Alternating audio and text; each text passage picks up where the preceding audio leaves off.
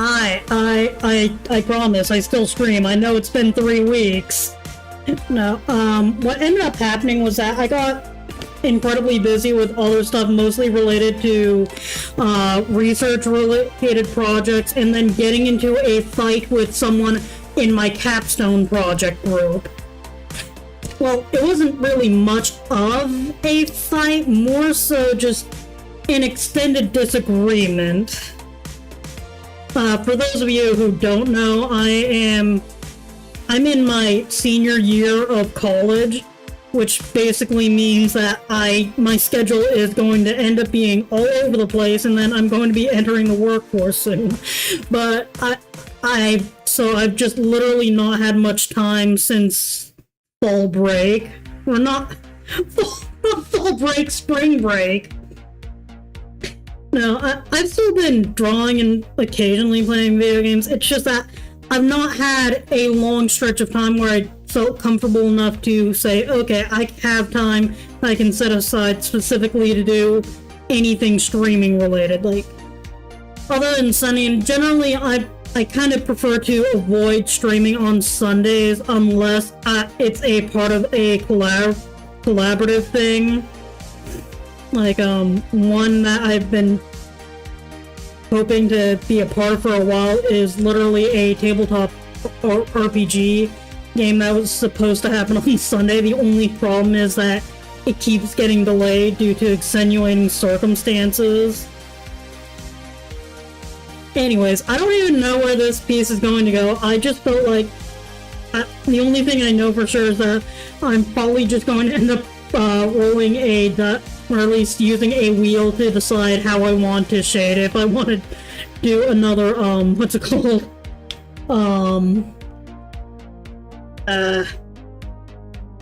If I want to make another, like, stained glass art piece, or if I want to, do an actual rendering, which I have not done in a while. Now that I think about it, I have not updated a lot of things in almost 3 weeks now. One thing that remains is that I'm still terrible at least drawing hands.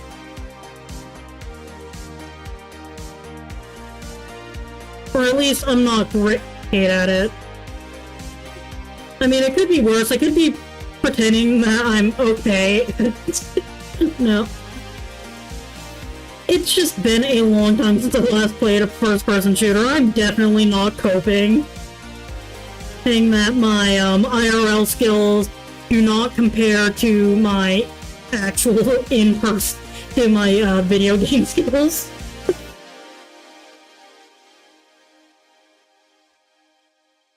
I think I'm gonna just aim more reach. Why is perspective so gosh dang hard?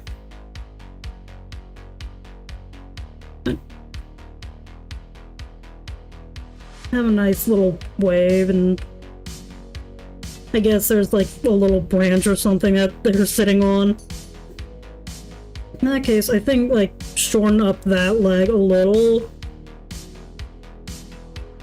Thing is, even though I've not really streamed me drawing in a while, or even like posted recordings of me drawing, I still have been drawing. It's just that it's more in the middle of classes when I should be taking notes than actually dedicated time for studying.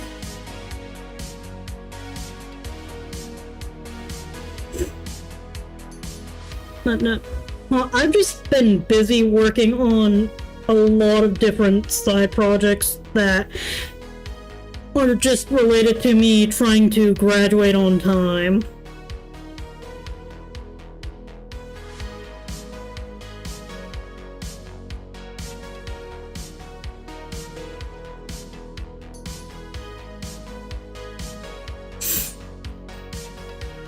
In other news, a few days ago, or actually no, not a few days ago, Well, no, it was a few days ago. I made tortillas on Thursday. Basically, what ended up happening was that I kind of just decided, you know what, I feel like making tortillas. Guess they set off their fire alarm, the smoke alarm again. I mean, it could also be worse. I could have managed to once again set off the fire alarm while just boiling a kettle of water. I'm not kidding.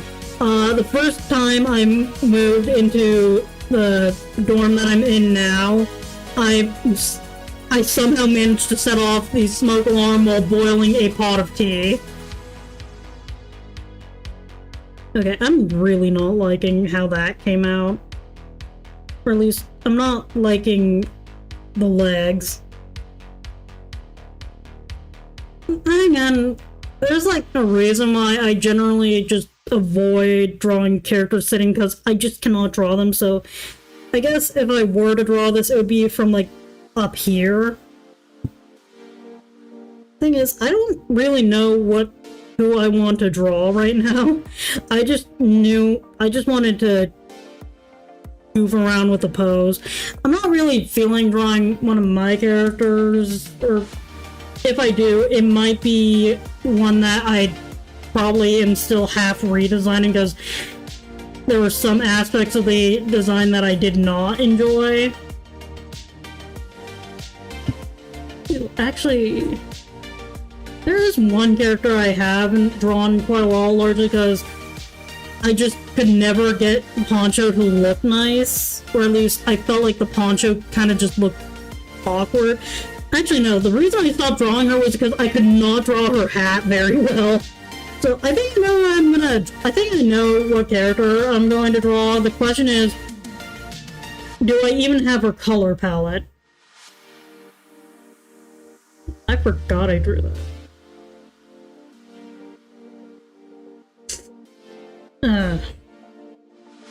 I cannot tell if I'm dealing with allergies or something else right now.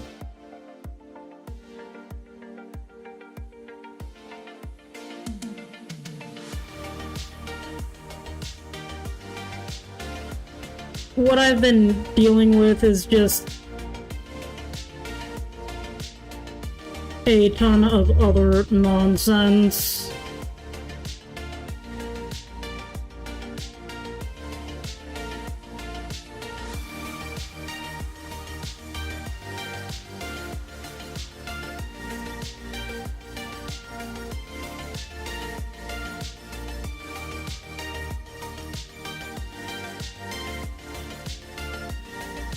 Well, I wouldn't really call it nonsense, just dealing with people. What I will say though is that in talking to several friends, apparently my group stresses them out even though they're not even in it. She's one of the people that I'm also taking a capstone class with.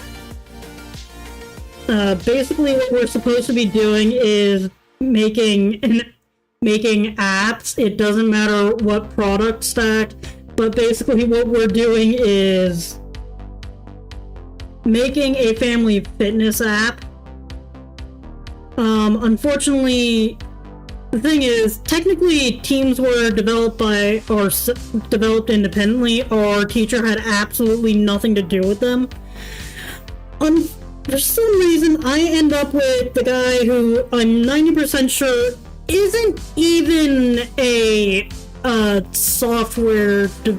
isn't even, well, I'm pretty sure he's going into cybersecurity and not software development.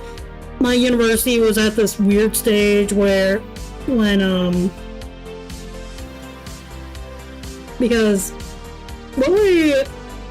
initially there wasn't a cybersecurity major, it was just a computer science major with what's it called? I keep forgetting the word, but basically cybersecurity was a concentration, meaning that basically you could take it, but it wouldn't be count as it technically wasn't a major yet. I'll just draw this guy, a goofy little guy.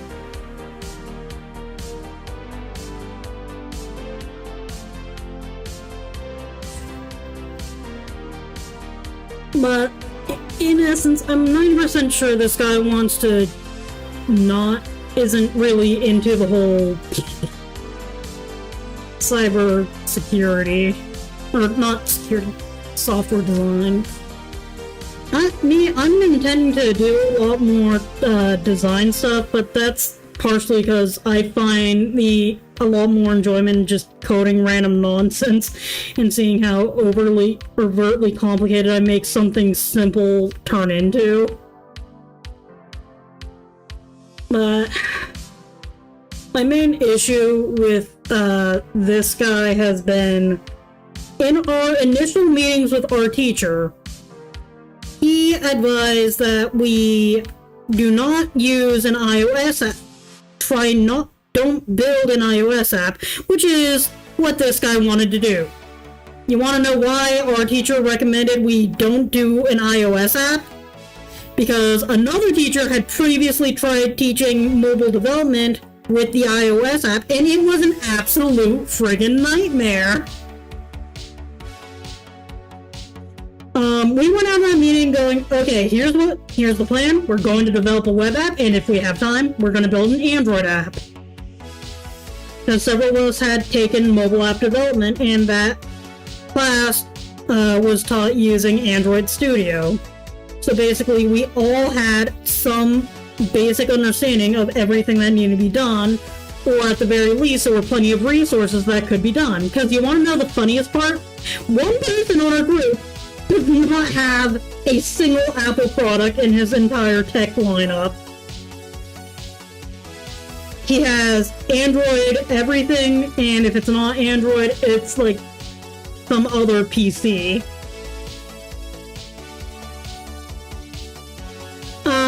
Somehow, we're developing an Android app on a team of 6 people, where 3 of us do not have MacBooks.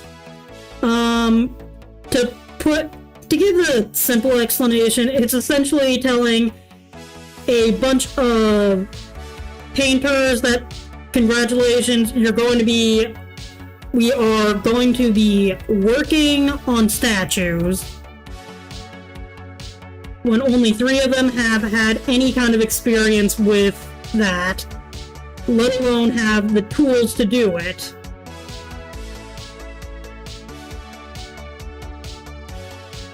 Although I don't know how well that metaphor landed. All I know is that I've tried sculpting before, it was hard. I think I had an easier time when my 8th grade art teacher let all the 8th graders use wood burning kits to make stuff. I'm not kidding, we were in 8th grade and we got to use a wood burning kit.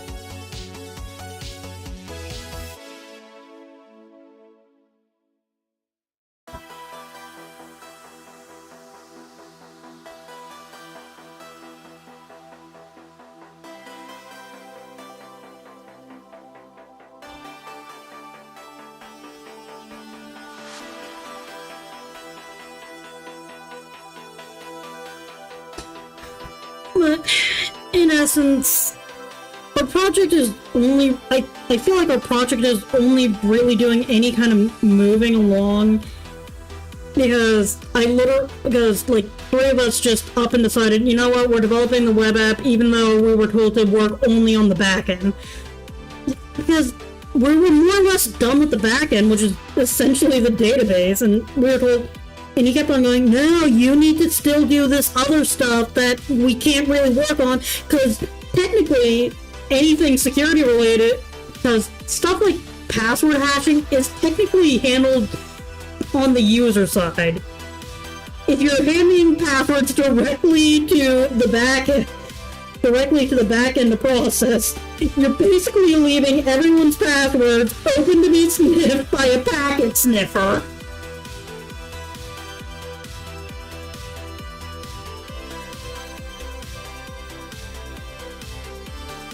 I mean, that isn't to say that what I was able to build wasn't the most secure thing in the world. But the thing is, when you're doing any kind of development, you have to understand that what you're building is not a finished product. Or at least it won't be finished for a really long time. This guy is expecting what is essentially a final, fully built-out masterpiece when we haven't even finished gray boxing. We haven't even finished the final sketch.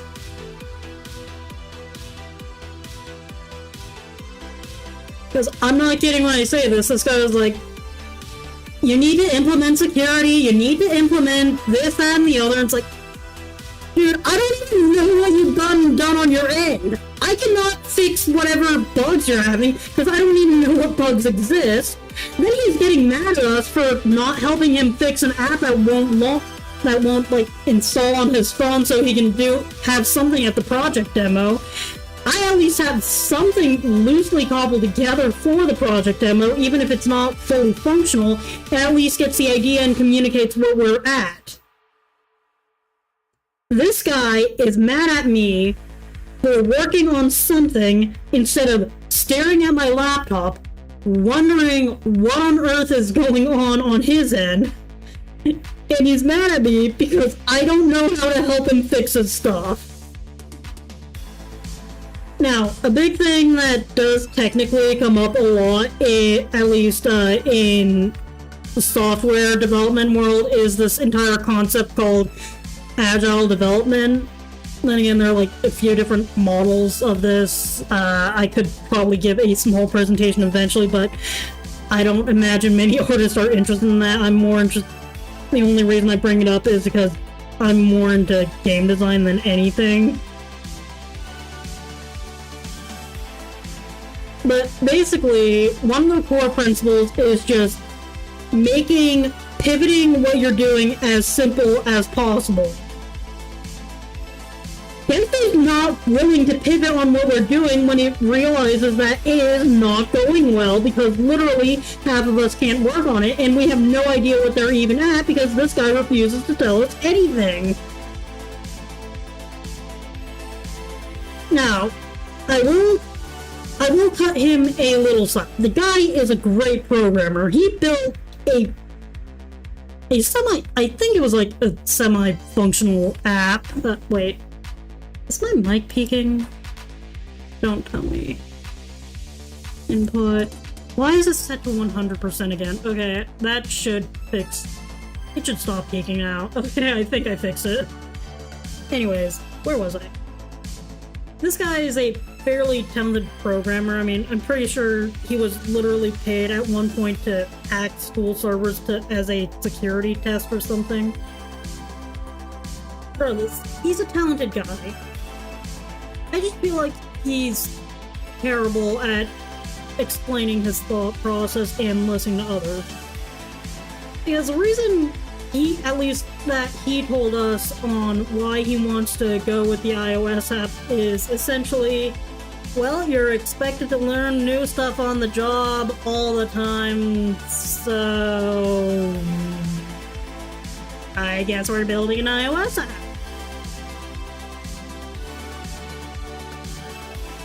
And I'm still annoyed with the guy. But that's just more of a me. Because at least two of the guys have independently reached out to me and said that, hey, I didn't say it while you were arguing with him, but yeah, I kind of see where you're coming from and I agree with you. So there's that. But I feel like I've somehow accidentally taken over the entire website development aspect. But that's more because I just felt like literally half of us can barely do anything because we don't understand what's going on with the web app, with the mobile app.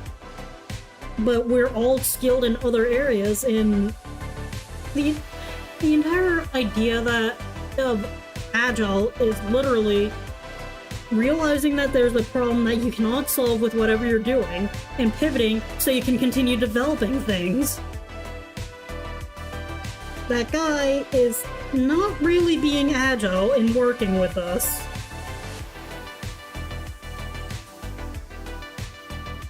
Because here's the thing. I initially only agreed to do database because there was literally nothing else I could have done on our team otherwise. Like, I didn't really want to do that. I wanted to learn full stack, but the thing is, databases, once they're set up, they kind of just go. Like, the most you'd need to do is double check that you have everything set correctly and then add more things when you realize you forgot to add something in the initial diagram. And this also gets into the other problem that I kind of had with this guy, which is that one of the major components of this was a software specification document. Literally me and another guy he was complaining about not showing up were two of the only people working on this thing. This is the other guy who was kind of just stuck working on database due to not having a single Apple product in his entire inventory.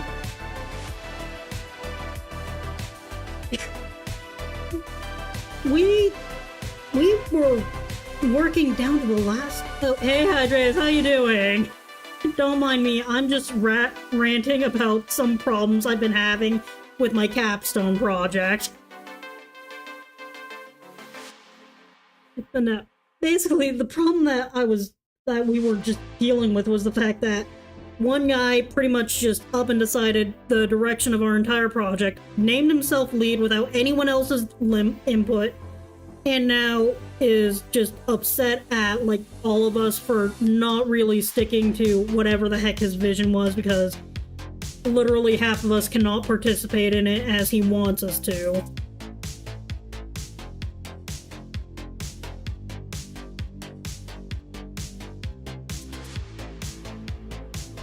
I'm gonna block out... I think I just need to block out the hair in a different way.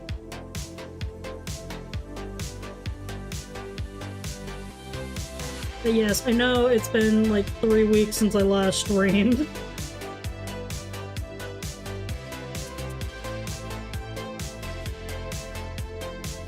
Capstones are a nightmare.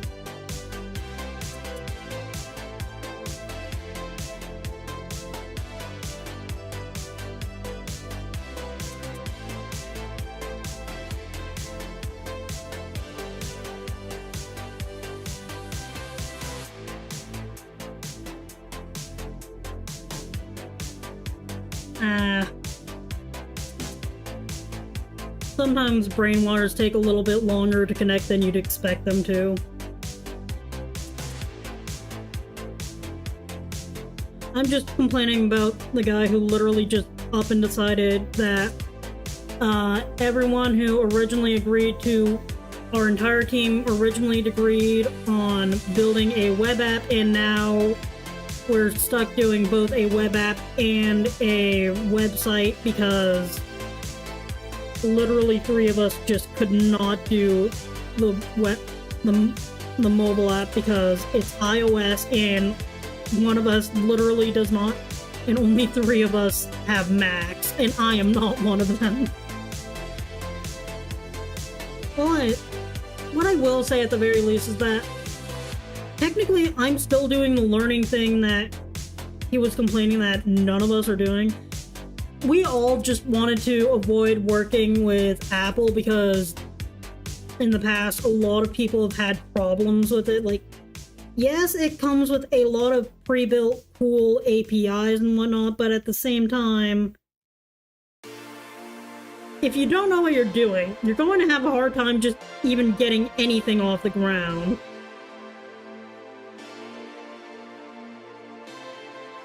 Then again, I think that's like true of any kind of code-related software. Like, unless you're opening up a piece of software with the intention of trying to understand what tools are available to you, it kind of just ends poorly if you just go random nonsense go.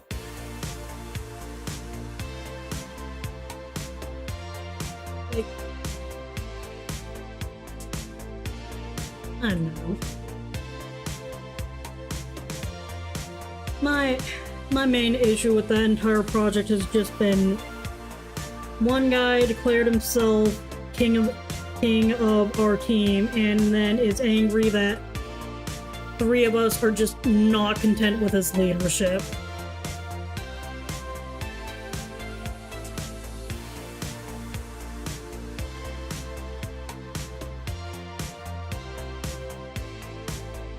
Or at least not content with his leadership when he chose a product stack that 3 of us literally could not interact with. And that we were all told multiple times before that class was not the best idea, considering that every single teacher who even tried teaching it had a hard time and multiple issues.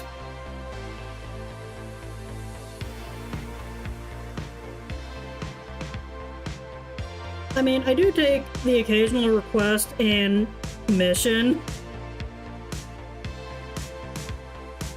I mean, right now, I'm just working on one of my own characters that I have not drawn in a long time, largely because I just am not great at drawing hats.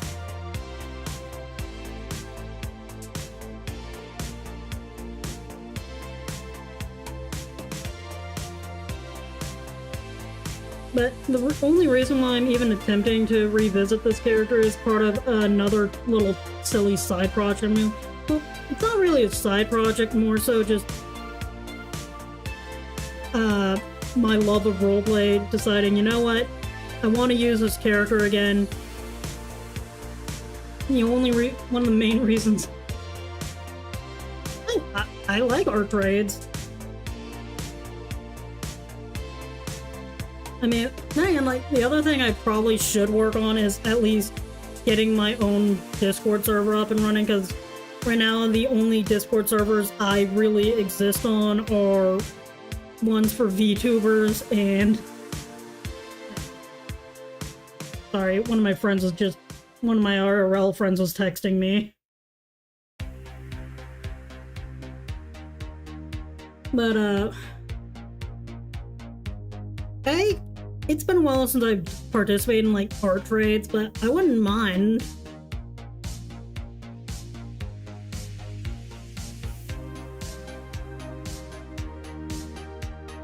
Where is the rest of this? And, like, my main terms for most art trades is please do not whitewash my characters. They are not white people. They are mixed race, or they are mixed race like me. By mixed race, I mean, then again, I don't think any of my races are white, or at least qualify as white. I am a half Mexican, half Filipino child. And unfortunately, I spend most of my time around Mexicans. Actually, when I'm home, I'm more surrounded by Mexicans. But then again, that's because I live in Texas. Right now, I'm not in Texas.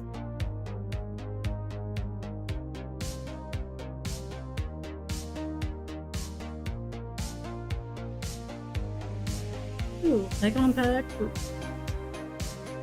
I'll be honest, I've not played Geometry Dash, and I don't really know what a Yume Nikki is. I've heard of Love Nikki Dress Up Queen, but that's largely because I used to be obsessed with it. Sorry, right now I'm also just trying to find a really old drawing of this character that I made.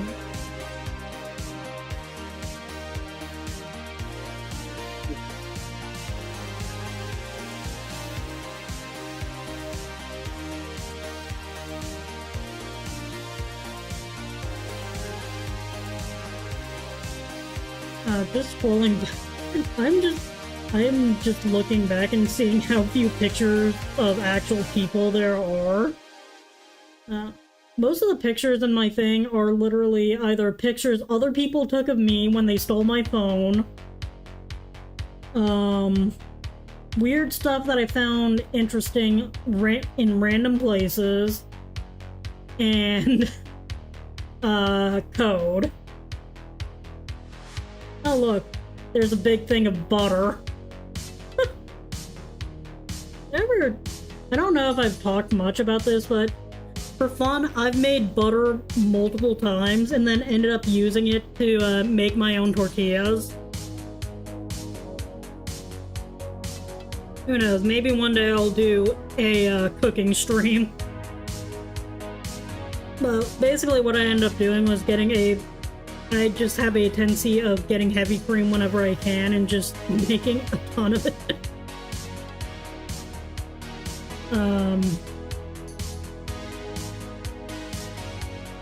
I have considered opening a Discord server multiple times. I think I said I'd do it eventually. I just have not found the time or motivation to. Because technically most of it is set up. It's just a case of I don't know if I have the time to manage it. And even then it's a few different aspects that I consider are adding, because I just love role-playing games.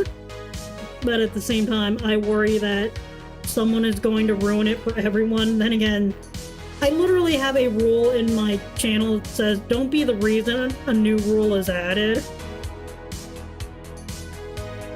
Because then you'd just be disappointed. But that's just largely a silly me thing.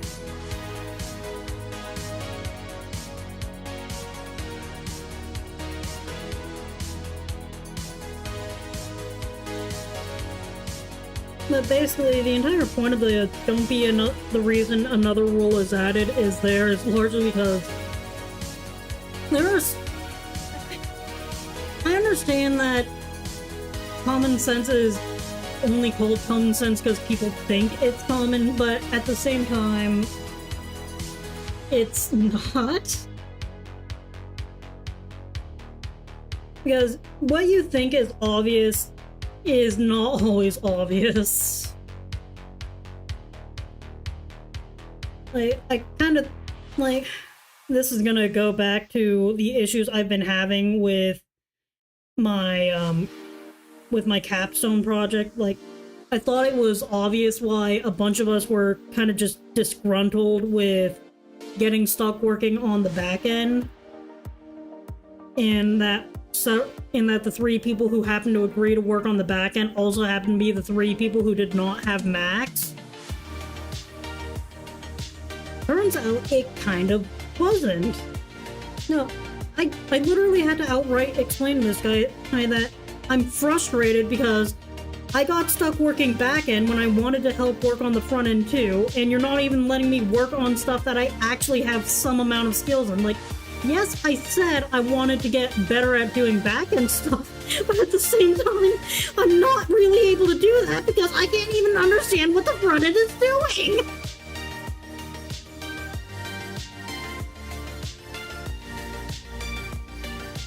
That hair looks terrible.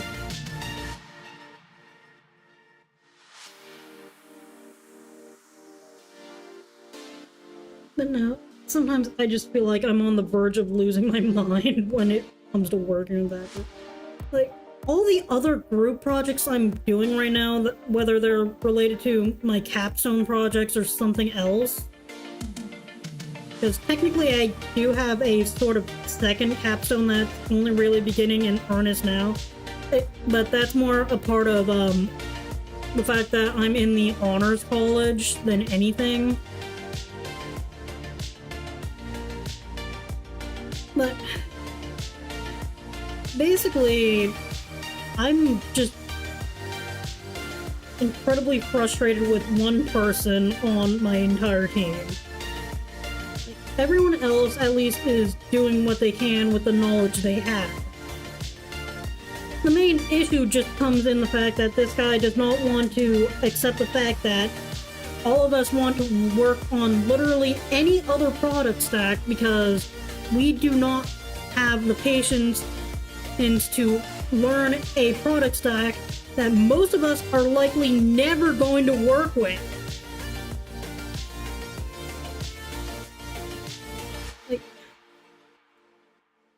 There might be... this is technically going to be skirting a little closely into like information that could identify where I am, but there is a reason why I think this guy might be pushing for for an iOS app, and that is just related to one of the people who regularly visits our school. But even then, I kind of doubt that's the extent of it, because iOS is just an incredibly Swift is. I looked at a little bit of Swift code and I am not a fan.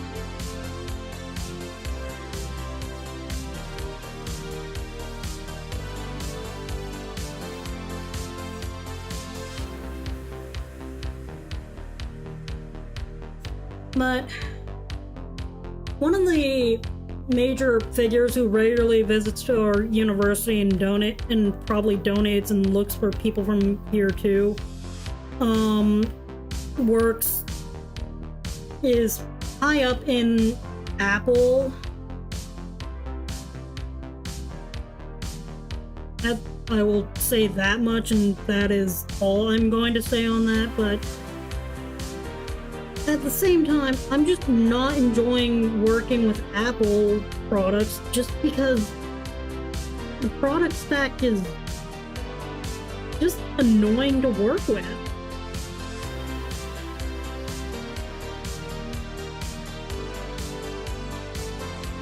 Or at least whatever he wants to do with it is not what I consider doing for my capstone, just because I'm having a lot of difficulty, one, understanding what's going on, two, even double checking that stuff works on it. Like, the guys who are working with me on our web app, they can double check what I'm doing, and at several points in time, one has even helped me figure out a major issue that I was having with it. We cannot do that with Swift. All of us, except for this one guy who's insisting that we use Swift, have absolutely no clue what we're doing. Like,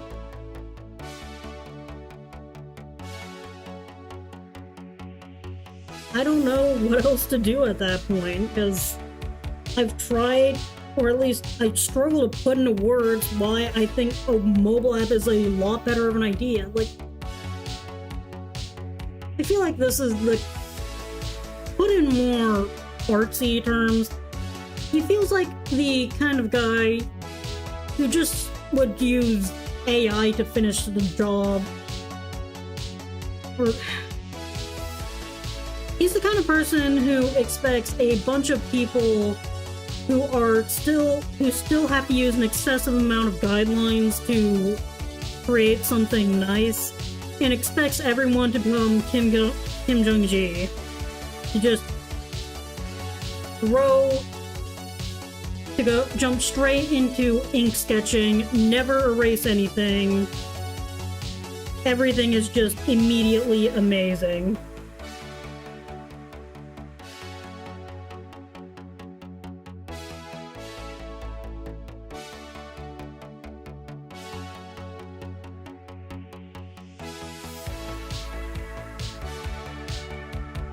And I think that's probably why several people kind of just, or at least several people on my team ended up agreeing more with me on at least just working on the web app anyways. Because we kind of just did not want to get stuck working on a product stack that we were not interested in learning. Then, I'm not kidding when I say this, we were essentially done with the database like a long time ago, and we had no way of checking what was done or needed to be done. He kept on saying that the database wasn't done. It's like, dude, we have no clue what else we need to do for the database, because we don't even know what needs to be changed because you're working with an iOS app. And you want to know why you want to know the apparently big reason he wanted to work with iOS? Oh wait, I'm not wearing my Apple Watch, nor can anyone even see that what I'm doing, because this is a 2D model with the limited amount of rigging that I did. He wanted to use an Apple. He wanted to use Apple's health kit to input stuff into the database. That apparently was the grand old reason that literally 3 of us got screwed into working only on the database, and that was it. Like, I suppose it would be impressive to get an iOS app working, but at the same time, it's a massive risk. We have no idea if it would pay off, and a bunch of us are just unhappy because we have no idea what else needs to be done.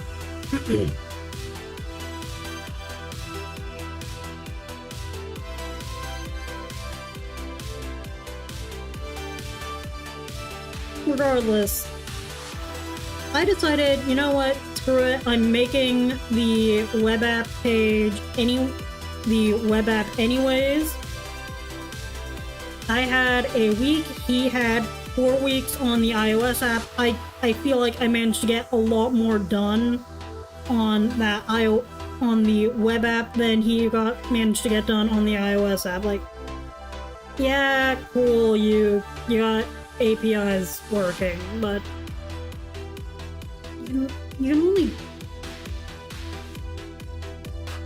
We don't know what is going on there. We barely understand. I was trying to be a lot more focused on at least being sure that everyone had at least something to do instead of just twiddling our thumbs while we get yelled at for not knowing what to do.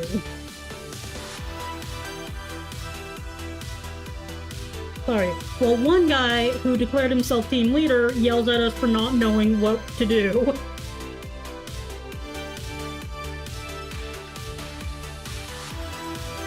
I don't know if any of my IRL friends are watching this, but if they are, they know who I am. They probably know who I am talking about, because I've already ranted at them at this, although I'm pretty sure I put it more in religious terms, because those were the friends who I primarily ranted at this about.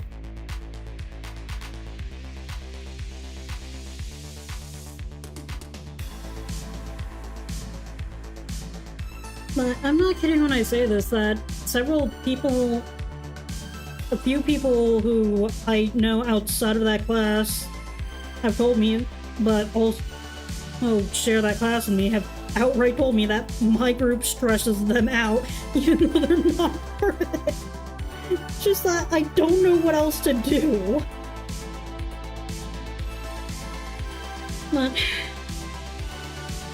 hey, I guess it's a part of just being, oh hey look, girl in a largely male... I'm not kidding when I say this, I'm the only girl on that team, and I feel like the guys probably respect me a little bit more than the other guy. Probably because I just talk to them about stuff outside of just, or at least I help them. I feel like, I at least hope I've been a lot more help than I feel like I have been, because I ask them a lot of questions, because several of them have taken or are taking web app development, and I've never taken that class. Like, the most amount of development experience I've done was developing an Android mobile app by myself, a little dumb little mini game. It was a dumb little, like, Flickr-inspired app that I literally made because funny. And because technically it was for a grade. Literally, and spent one semester I did that. Another semester, literally last semester, I developed my own video game. Granted, I was using, what's it called? Adventure Game Studio. It was actually pretty fun. It wasn't the best thing ever, but it was still pretty dang fun, and I got a pretty nifty little end product. I don't know if I've linked anywhere, but if you look up Terra Geode on itch.io, you'll find it there. I think the project was called Fantastic Days. I'll be on. Yes, cringe. I know.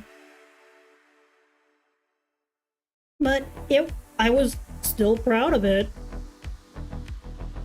But I think just developing that helped me a lot with understanding how just developing products in general works.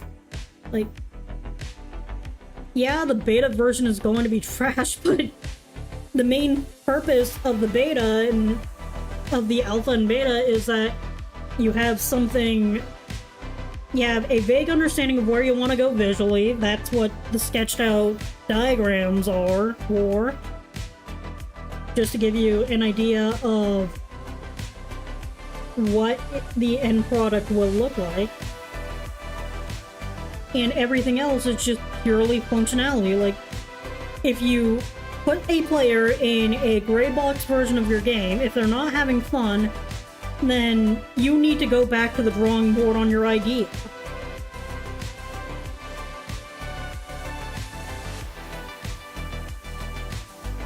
This guy that I'm dealing with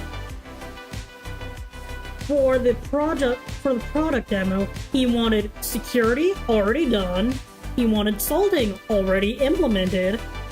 For all I knew, he secretly wanted the CSS.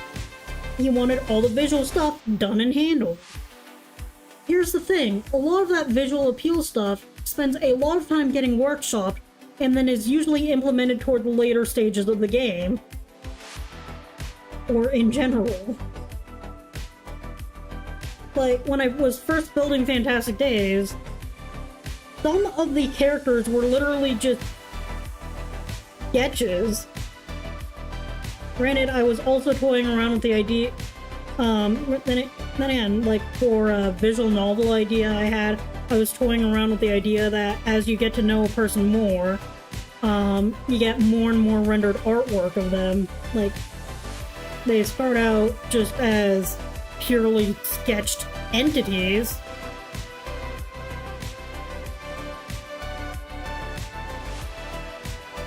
But as you get to know them, they actually get more rendered. And then again, that's just a silly little idea I had. I don't know if I'm going to use it anytime soon, but it's a funny idea and concept that I'd like to mess around with. The only reason why I haven't really gotten around to trying anything like that is literally, well, I don't consider myself a professional storyteller yet. Or at least not a great storyteller. I mean, if you also look at my itch page, you'll also find one of the first games I ever made on this nifty little engine called Twine.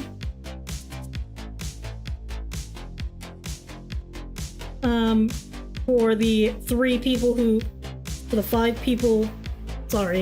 for anyone who doesn't know, Twine is an HTML-based game engine that is primarily designed to act as another, like, visual novel-esque method. The primary focus is narrative-driven games. And unfortunately, storytelling is not what I'd call my strong suit. Like, yes, I can go on an unhinged rant for nearly an hour, I guess. But I never really mastered the art of just telling stories from, or at least writing stories from beginning to end. Or at least, I have a lot of doubts in myself when it comes to just that entire idea of writing. Because I feel like I need to have everything detailed and plotted out. But at least in the research and whatnot I've done, I understand it as sometimes you just need to sit down, type out an outline, and then pray that everything else goes to plan. Because if I had to describe what my writing style would probably be like, it would probably be pantsing, the pantsing method. Or, from what I understand, the don't write with everything strictly in mind type of writing. Because, I'll be honest, I engage in a lot of text-based roleplay. I'm in one right now. I was originally considering working on a piece that would only really make sense in the context of that particular game, but I just haven't, because I wasn't sure how interesting it would be.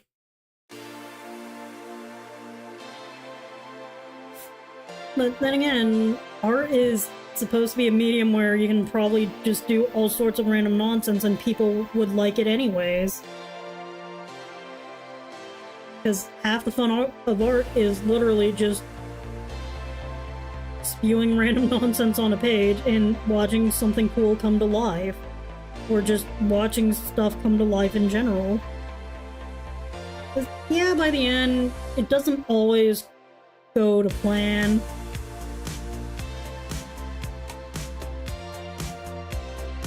But half the fun is just the journey.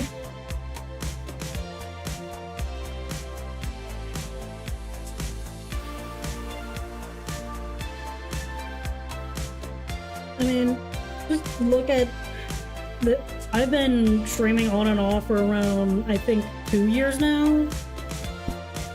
I still haven't hit affiliate. I probably won't care if I hit affiliate anytime soon. But I'm just having fun drawing and ranting and then complaining about life. Now, I largely prefer to just enjoy whatever ends up coming my way.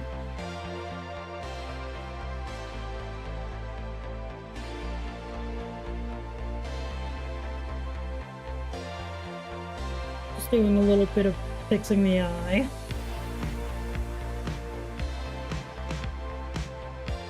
That actually is looking surprisingly decent. I mean, the only thing I'd change is just, like, messing around with folds and just the fact that I can barely understand what's going on here. But hey, that's what cleanup sketches are for.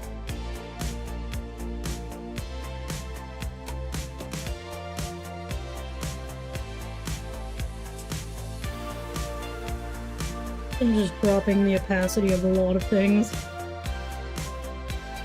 Largely because they're either not really needed, or I just need to refine whatever the heck I was going for a lot more.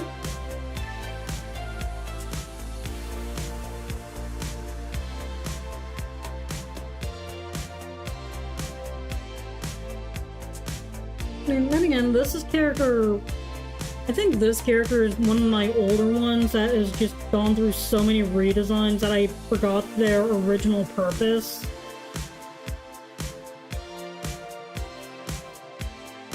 Oh, I didn't even get that thing correct. Gosh dang it.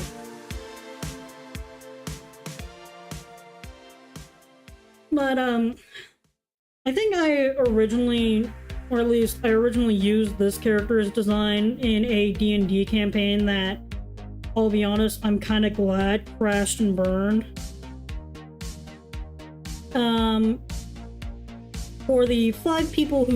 For the one person that does care, I am what you call an asexual. That means that I don't experience attraction to anyone. I don't develop those kinds of feelings towards anyone all that often. Now, don't get me wrong, I technically fall under the demi-romantic umbrella, but I feel like that's just adding a lot more complexity. To make a long story short, I don't really feel things for people particularly often. If I do, it's incredibly rare and in a very specific way that I don't feel like going into.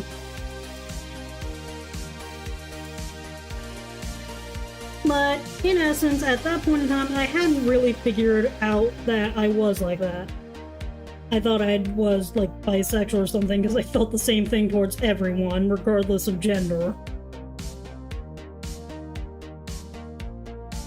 Or at least I hadn't come to fully accept it yet. But I had made a character that I originally just written down as, you know what, for the funnies, they're going to be... I decided to make a character that was a lesbian because I figured, you know what, might as well like mess around with that idea because for all I know, that could actually be bad. I was wrong. No, don't get me wrong, I do have characters in my roster of original characters that are lesbian, and I may have also used them in several Danganronpa style killing games. So yes, feel free to call me a terrible person there. But I originally designed the character with the intention of they're romantically interested in women. The DM is someone I'm on shaky terms with. Like, yeah, the only reason we even hang out in any kind of remote proximity is just because, like, beyond just some other stuff, our interests happen to align. I don't really talk to him all that much, especially after what he did to this character, but basically, I made a female-identifying lesbian changeling for a campaign that we were going to play. It was I thought he would be cool with it, but let's just say the campaign ended with my character hooking up with some random bear dude. I'm not kidding, it was like a bear totem warrior or something. And at that point in time, I won't say I was the best role player. I literally ended up having to miss well, no. I was one of the people who showed up and then let people know if I wouldn't be able to make a session. I ended up having to miss like 1 or 2 sessions because of a choral thing. And the thing is, choir literally is literally paying for some of my scholarships. I ended up having to miss a few sessions, and this was shortly after my character was introduced. This bear warrior guy was introduced. Like, okay, cool. I guess we have a random NPC that we're going to be following around. I come back, the guys have somehow just nuked the entire campaign world. One of them literally got stuck repeatedly going through the cycles of death. Somehow my changeling ended up marrying Bear Totem Warrior guy. And everyone else is dead. Needless to say, I dropped the campaign, and I'll be honest, I was already considering dropping the campaign, considering that this guy's brother on the server was really into AI-generated images. Needless to say, I was just rapidly losing any kind of just I wouldn't call it respect, just any kind of just nebulous feelings of positivity I had for this guy. And I feel like just what he ended up doing with my changeling character was just the straw that broke the camel's back. Now, and looking back, I think there was a lot more other problematic behaviors in that group. I won't be able to identify them all, but I think the other monk player I was with had the right idea in the beginning to just drop the campaign. Sorry, the monkey. I'm not kidding though, they were literally playing a monkey. a monkey barbarian. I think the inspiration was like Lego Monkey Kid. And from how I knew them, we ended up watching Lego Monkey Kid a bunch of times together. Or at least they invited me to watch Lego Monkey Kids with them and some other mutual friends.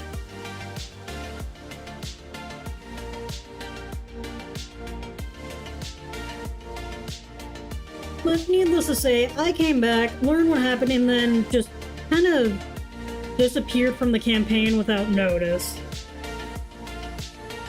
One of the guys who I kind of am still friends with was the guy who ended up telling me what happened, though. Needless to say, I kind of just lost all respect for the dude as a DM. Because, while his game world was incredibly interesting, basically every god you can think of, except throw in more cases of arson than the average person knows how to deal with. Death, who really just does not want to do his job and got stuck with us Lubos to do the job. I kind of just ended up losing interest in it.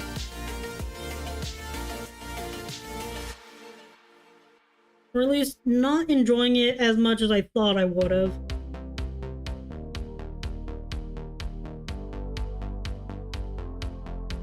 Because, yes, the campaign was interesting, but I felt like I kept on getting sidelined and, well, I just didn't really know what else to do, so I kind of just got bored, and let's just say there was a reason why I started drawing in the middle of campaign sessions. And it definitely wasn't at all related to the fact that I'd just been kind of sidelined as a campaign participant.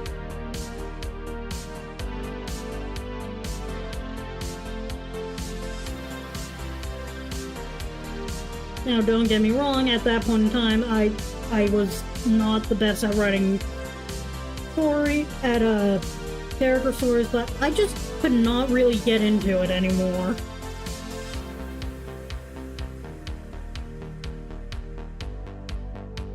Anyways, I think that was like one of the main reasons why I just never really enjoyed the character. It was just because of how poorly she ended up getting dealt by just a really terrible DM.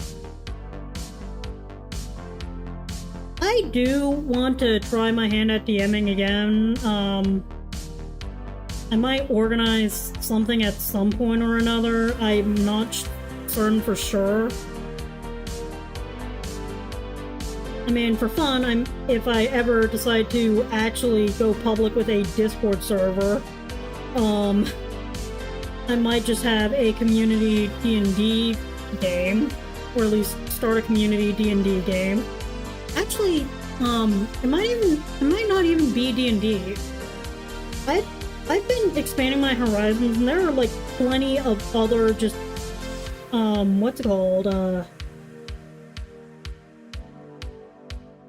plenty of other formats that you can run role-playing games with, and I figured, you know what would be fun? Probably just starting a game, or at least a series of intertwined games of that, because one thing that I've just been on the fence on for the longest time is whether or not I should include a roleplay section, like one where you can have the option of just either doing actual D&D stuff or not doing stuff like rolls and all that, or just free-for-all, go forth and commit arson, to put it bluntly. The main reason I just hesitate on that, though, is because I know roleplay has a tendency to attract a certain group of people who may not understand boundaries. Whether or not this is just more my paranoia just related to that one poorly handled game, or if it is an actual legitimate concern that I should worry about, is just that. Like, I don't want to be fun police, but at the same time, it all goes back to this concept of your rights begin where mine end. And to put that idea a bit more succinctly, the premise is that as nice as the idea that we can all coexist is, some people want to have their cake and eat it too, and are a lot more willing to trample on other people to eat their cake.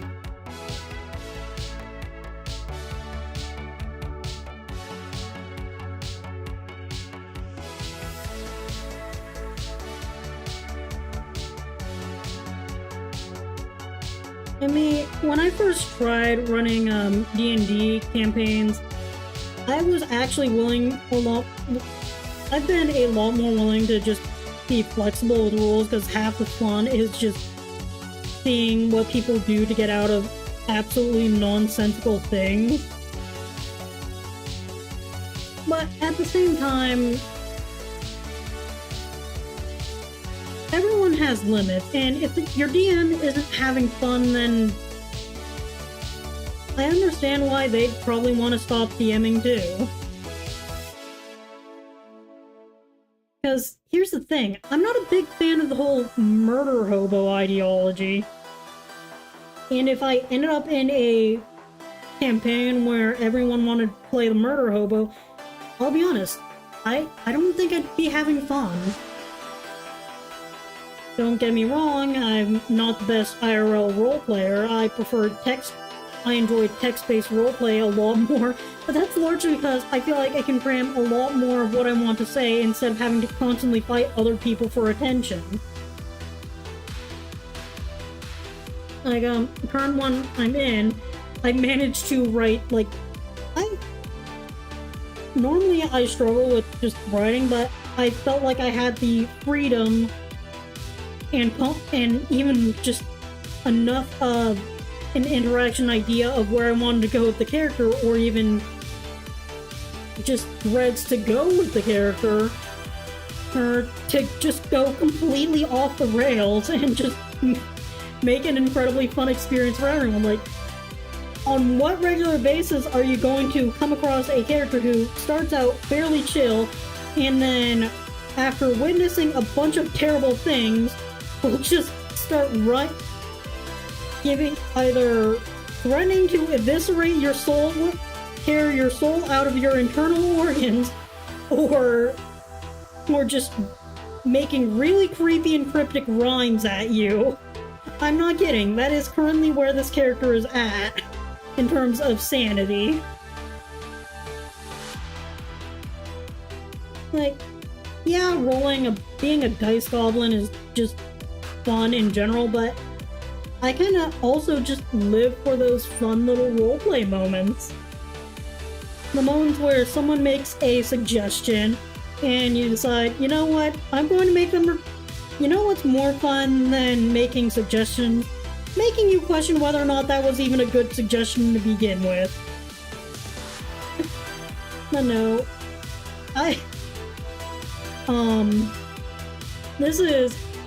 The way I've used that character is just to express a lot of my frustrations with the concept of normalcy.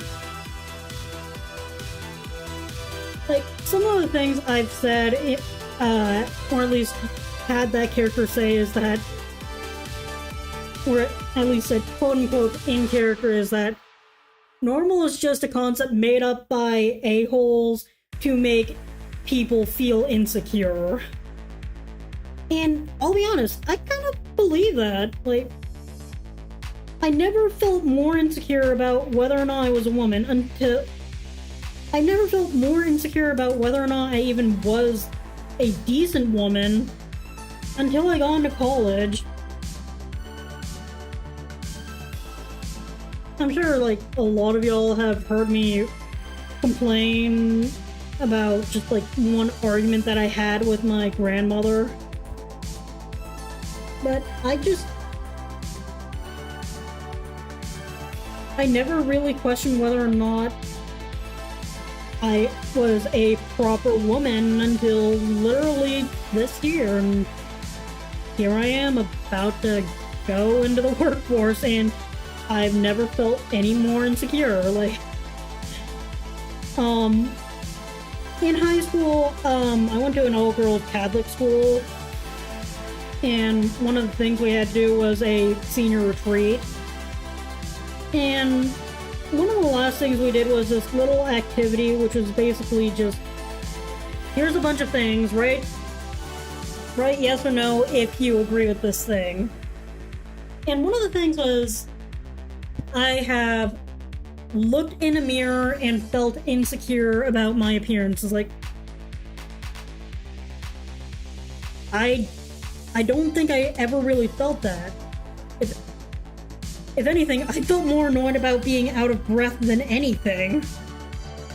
But I never really cared with how I looked. Like, yeah, I may have spent a few hours here and there brushing through my hair, but I never really cared enough for me to alter how I look, and most times I still don't care.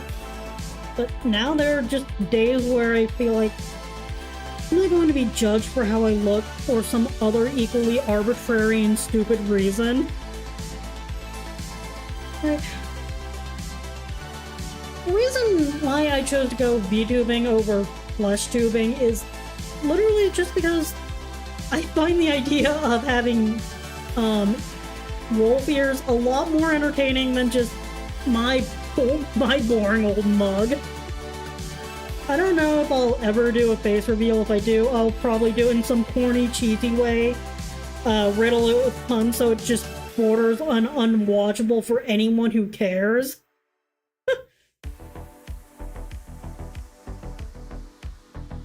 Nah, I'm just being silly. Point is, I never really cared about how I looked until my grandmother started criticizing it, and I guess like the only other time I cared about how I look was the time I got irrationally angry at one person for saying remember to smile, and my dad flat out ended up telling me she was probably talking to herself. I'm not, and knowing the person that I do, she probably was.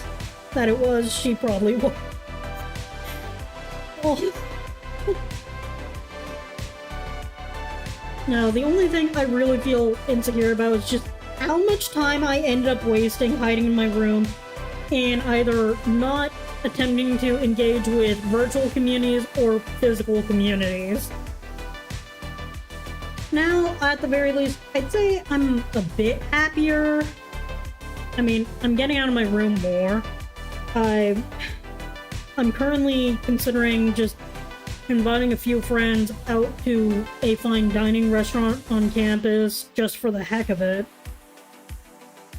Instead of just saying, maybe we should do this, I'm considering outright saying, hey guys, you want to go here at like 8 o'clock? I have reservations. If not, I'm literally going to ask other people if they want to join. But that's just how it has been. I really don't know what else to say. Some days are better, some are worse, but life keeps spinning.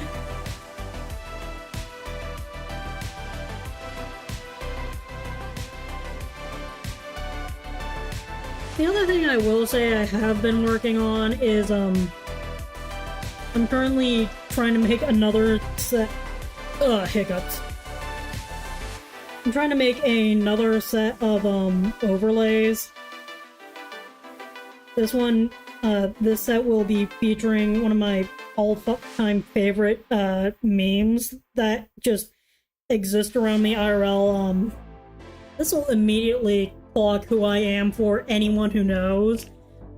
Or at least anyone who knows me IRL, specifically in Chapel, computer science, or game dev clubs.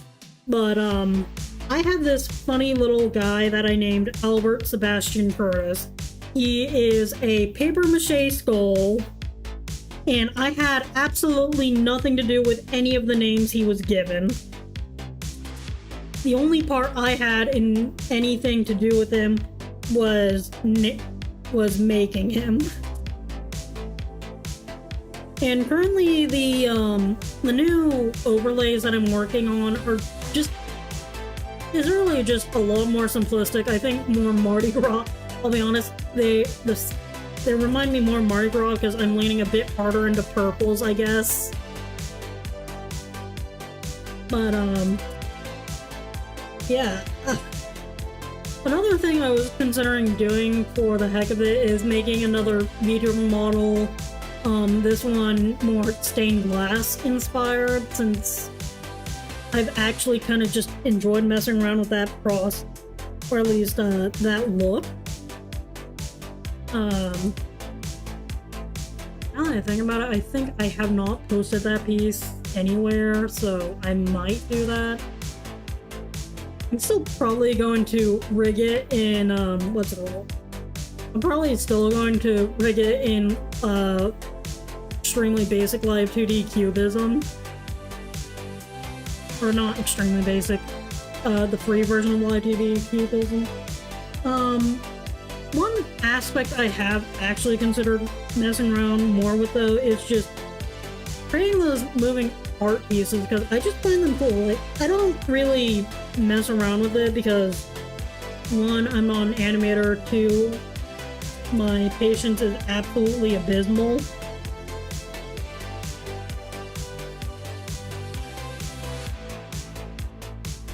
I'm gonna start. But I kind of just I kind of just want an excuse to get back into learning live 2D again.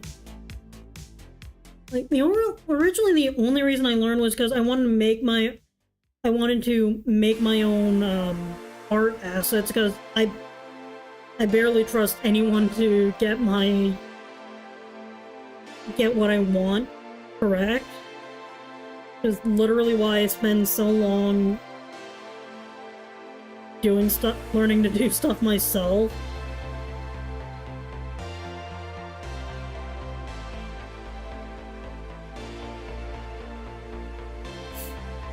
But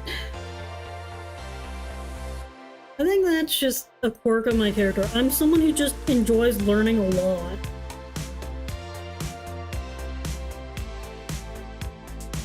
And I guess at the same time, I'm just also a little anxious about the fact that I'm going to be leaving school very soon. And I'm going to have to get a job and all that jazz.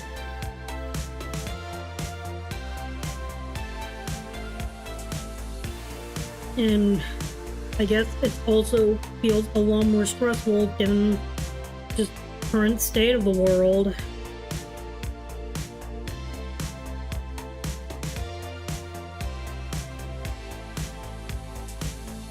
Because there's a lot I'd like to do, and in some cases I don't know how to do it, or I feel like the only way I'm going to do it is if I literally, or at least if I do something, it's going to have to be entirely made by me. Like, I feel like with the webpage thing that I'm currently doing, or that I'm more or less just leading, and the thing is, I didn't want to have to lead that section of the project, or that project in general. I just felt like I had no other choice given how things were going. And then again, that's how I've ended up in a lot of leadership roles. No one else stepped up, so I figured I have some idea of how to do this. I might as well just volunteer to do that then. What I will say, though, is that I'm not the visionary. I'm just the person where you give me an idea. The only thing where I'm a visionary is with my own characters. The only thing where I'll take the lead is with my own characters. Or at least I'll knowingly and completely willingly take the lead is with my own characters and my own art.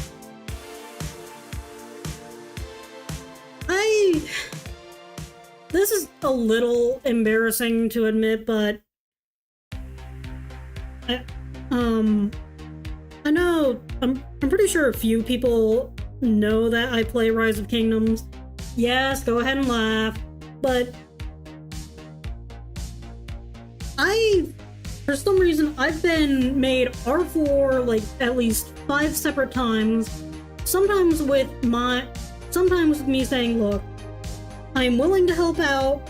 I don't need R4, but I'm willing to give pointers and advice, but that's the extent of what I'm willing to do. And then next thing I know, I'm somehow R4 trying to figure out how to manage everything because I am terrible.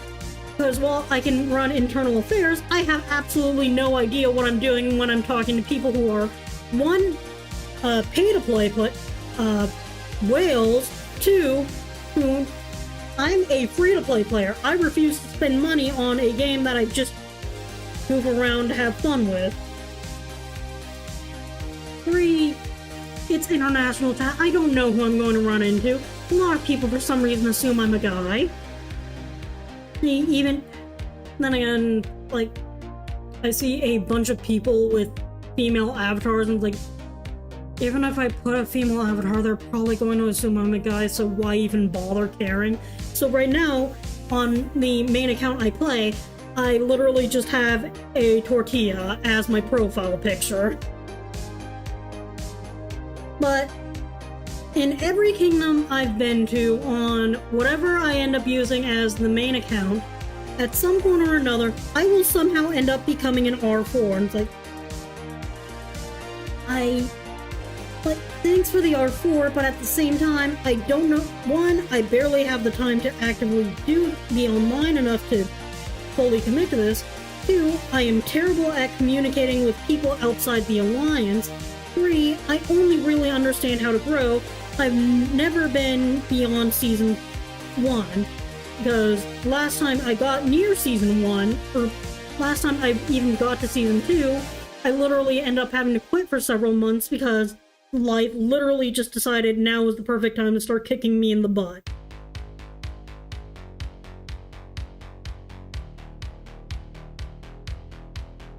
The thing is, I watch a lot of guides, I do a lot of my own prep work, and the last time I got near KVK in a kingdom, or at least the second, I'm currently in the middle of finishing KVK 1 in the current account I'm playing on, or at least the current character I'm playing on.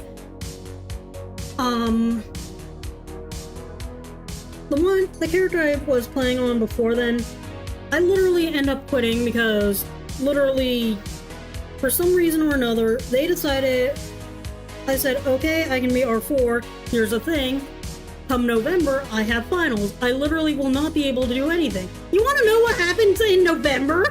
You want to know what they did to me in November? After I told them multiple times, hey, I'm going to have to eventually step down. Hey, I'm in my senior year. I have to literally do other stuff. Hey, this game is literally not a priority for me because I have finals and I'm literally nearing graduation. You want to know what they did to me? They not only kept me on as an R4 after I said, but literally one guy decides to screw over the entire alliance, and a bunch of people end up quitting. I mean, we were a top 10 alliance. Guess who became Guess who became the leader of the alliance and had all of that dumped on them in the middle of the last month of the year, while I am still trying to finish Fantastic Days as a part of a final project. I am losing my mind, so I flat out just have to ghost everyone for a week because I flat out don't have time. I tell congratulations, because the only reason I stuck around because I was planning on migrating out of the game. I was just losing my mind. I'm suddenly R4, and I don't know what to do anymore.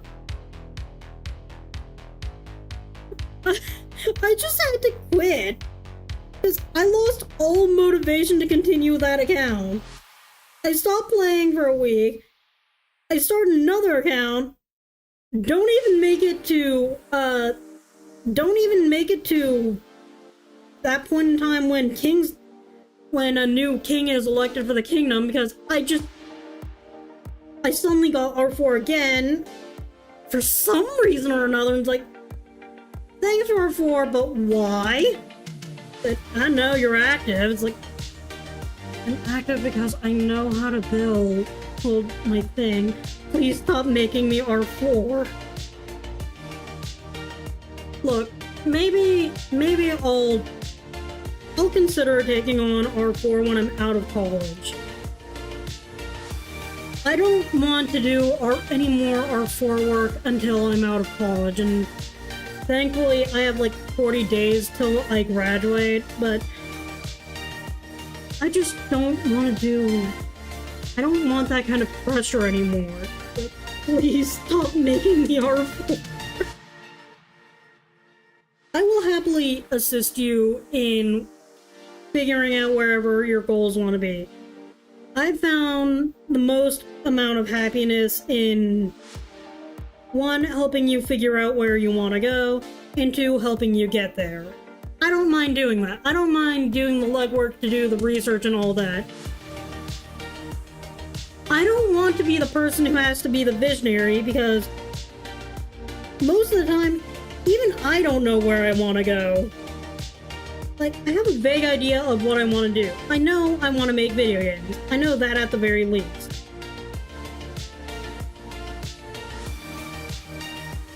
I don't know how to get everyone else there.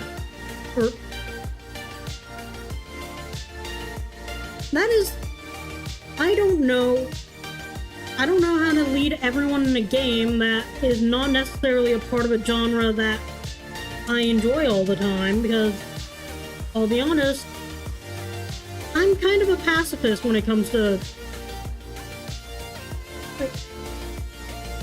I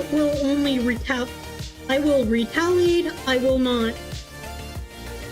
I'm more inclined to retaliation than I am to overt gestures, because I don't have the experience of leading armies. Like, yeah, I have an idea of how it works, but I don't have an idea of just how diplomacy works, because I'll be honest, I don't play that many war games. Like, I get more enjoyment out of PvE content. I'm terrible at first-person shooters. What do you expect from me?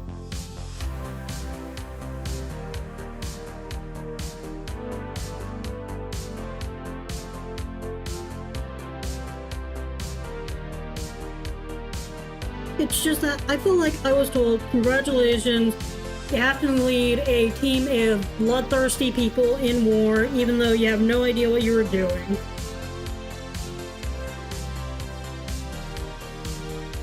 I don't know how that alliance is doing anymore, because I just lost all motivation to continue working in that kingdom. Because everything just felt like a hot mess.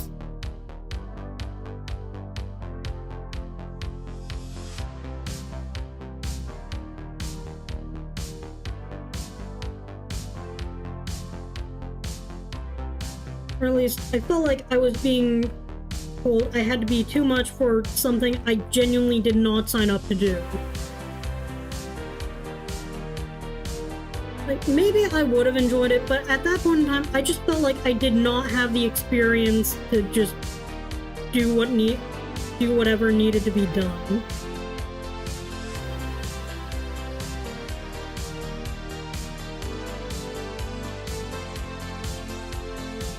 Because most of the knowledge I had on leading alliances came from, like, YouTube videos. And the thing is, I just didn't feel comfortable leading at the time, because I just didn't have the time. Like, I could give people general advice, but that was only in terms of just developing and keeping up with what is going on in the game. I'd say, hey, I'm not going to fight these people on this because, one, they have several people who are way more powerful than us and could literally squash us like bugs. I had to de-escalate a situation that another player was trying to escalate. I had to explain to the guy who was probably a future king that the only reason why I'd taken a thing was because, one, they were still a far ways off from it, and I just felt like it would be utterly pointless to waste that boost on absolutely no one. Another player then tried to fight me on that on the decision to give it to them. It's like, look, if you think you can fight level 25 people when most of us are barely 20, go for it. I am not going to help you there. And if they call for your blood, I'm removing you from the alliance, and then you can go fight them on your own.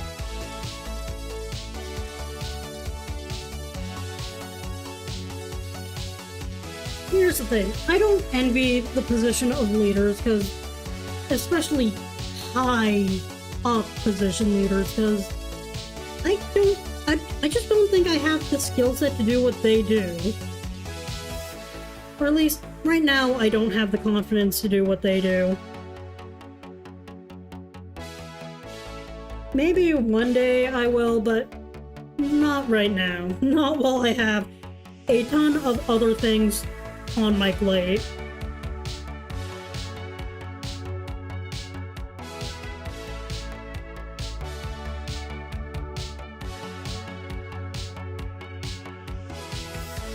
This hat still feels weird AF, and I don't know how else to fix it.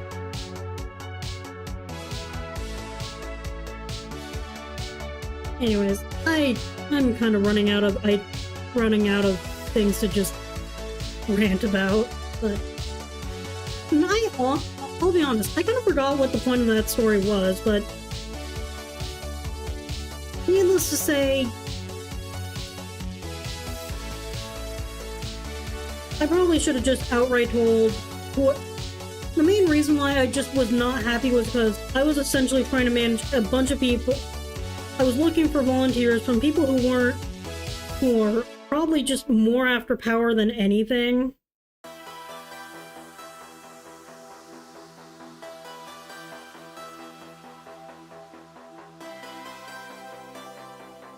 And here's the thing, I'm not necessarily a glory hound.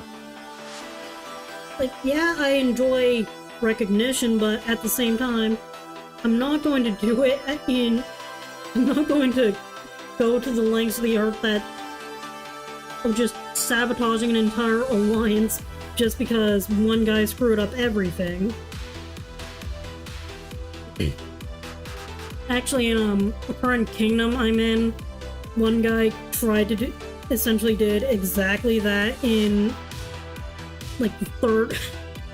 I feel like, then again, I'm surprised I stuck around as long as I did in that kingdom, considering that there were several early signs that things were just going horribly. I think the only reason I stuck around was because I'd gotten a better start in there than I did in any other kingdom. And right now, my kingdom is currently set to win KVK. Or at least KVK 1.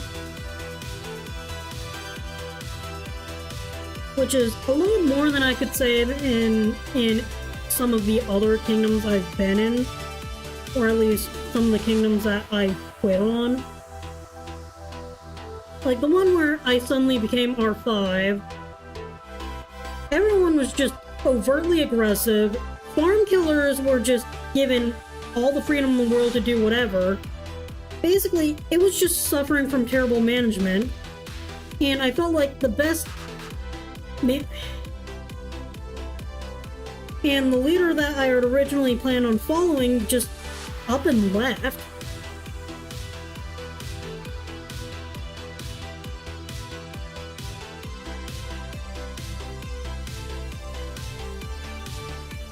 Like, Our group, the only reason why I even was in R4 in that group was because I agreed to run the Discord, because that is literally where I had most experience. Like, hey, I'll run the Discord, just, you don't need to give me R4, I'll just set up all the permissions and whatnot for the Discord.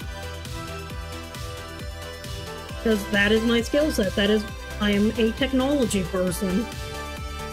I understand role hierarchy, I literally learned all of that just to revamp one server's Discord for security. But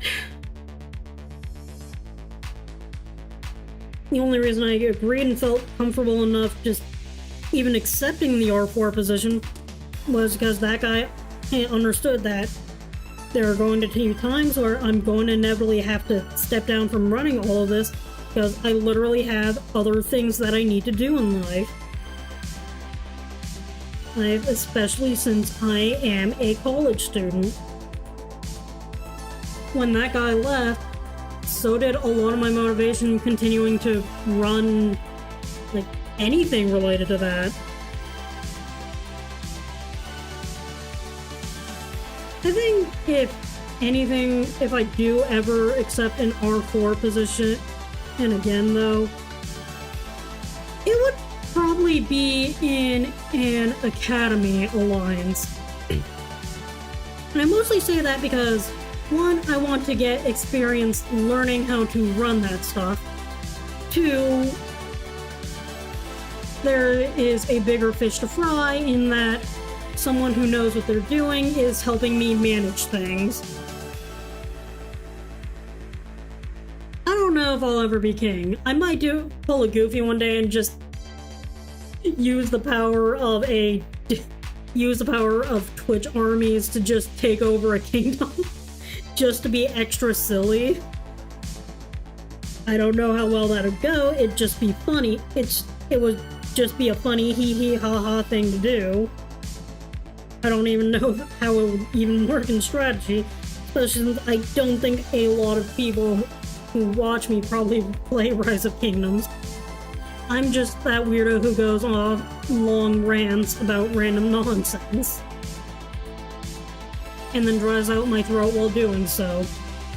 I probably should have gone water like 2 hours ago. I've been going at this for an hour and 41 minutes. I think I'm only really gonna go for 2 hours, or not.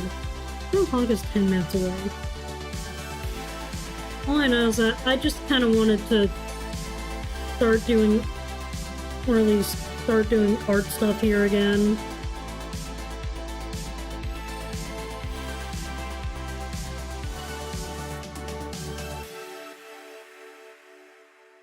Gosh dang it.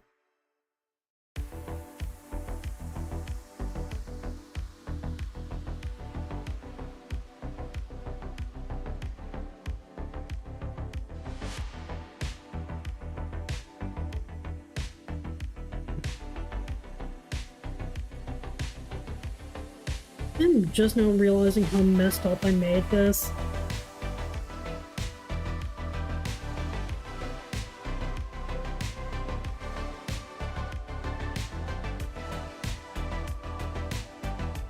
All I know is that the other reason why I've just not done anything like 3 weeks was also because the past 2 weeks I was working on a bunch of stuff for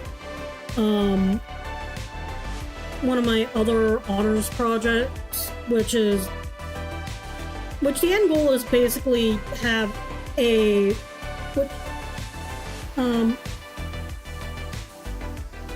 it's basically doing academia level research, like stuff that gets published in journals. And I don't mean Wall Street Journal, I mean actual research journals. And that just ended up taking up a lot of my time, especially since I'm going to end up being the one who has to do a lot of the, what's it called?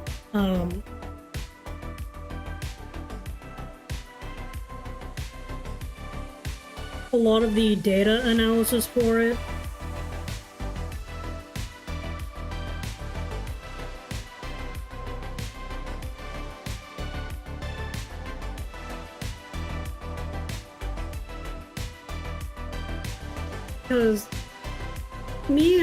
Because I'm probably like the only person who is close to like hard science and has to do that.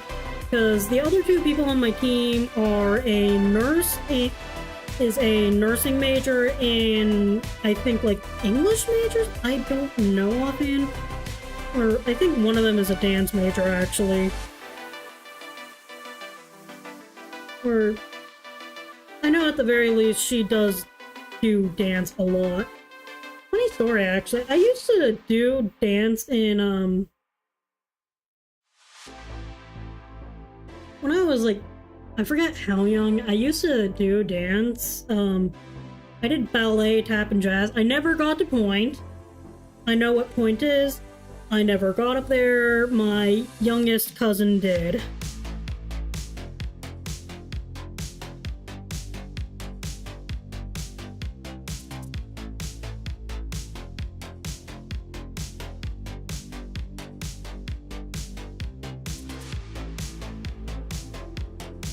That ended near perfectly.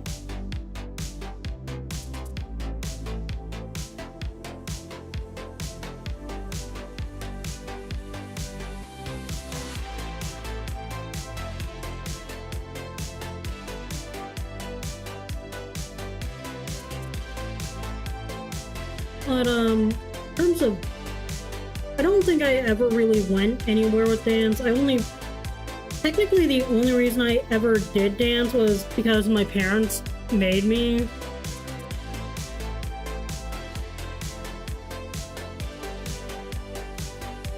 Because, I'll be honest, I think the only sport I actually did because I wanted to was archery.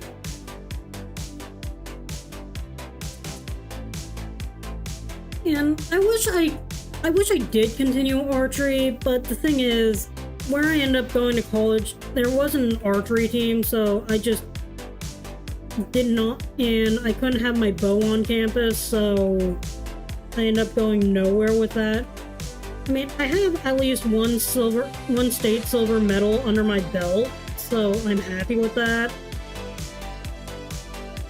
It was also a silver medal in a format that I utterly despise. For anyone who cares, it was outdoor Junior Olympic archery. In essence, you just have to deal with the elements as they are. If it's sunny, deal with the wrath of the sun. If it's rainy, deal with the wrath of the rain. And if it's snowing, well, I hope you're wearing clothes. Basically, if Mother Nature decides it's time to screw with you, Mother Nature decides it's time to screw with you. And now, the main reason why I didn't enjoy that format was literally just of how hot and awful it was, because I like the shade.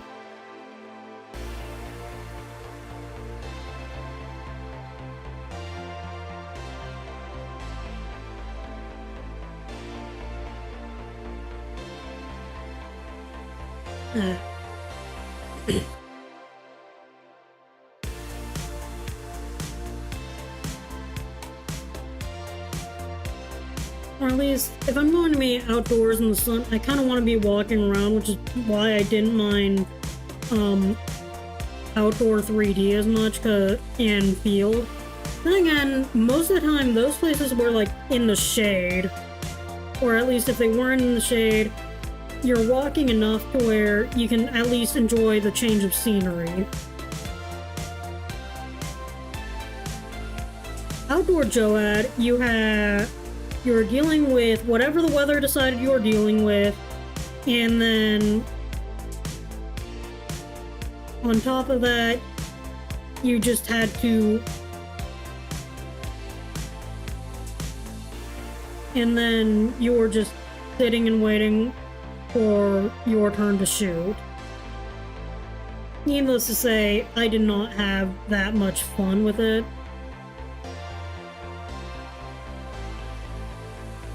Only reason why I do any kind of outdoor shooting is literally just to prep a sight tape for 3D.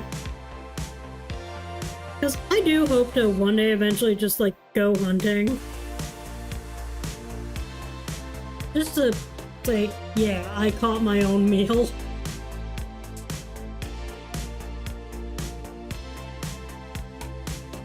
Because, I'll be honest, I don't really care about having a trophy.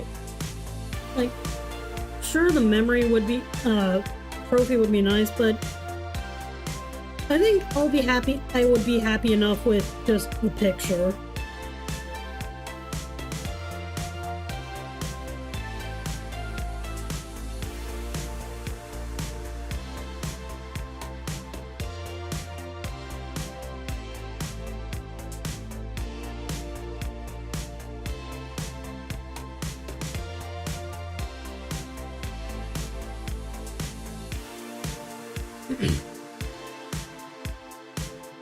Right now, the only thing I am regretting is my lack of water.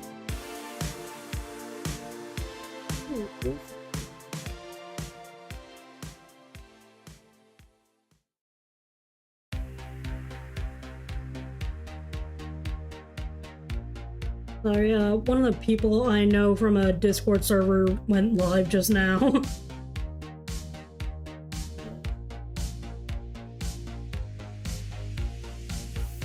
I think I'm just nearing the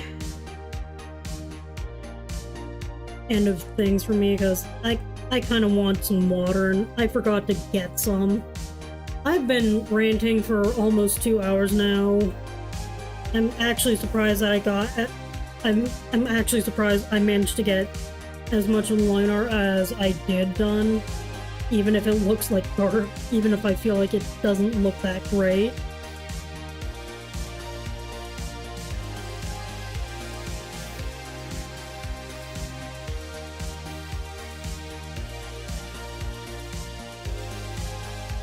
I mean, then again, there are like several aspects of this character I feel like I just did not enjoy because of how she was originally handled in the original campaign that I made her for.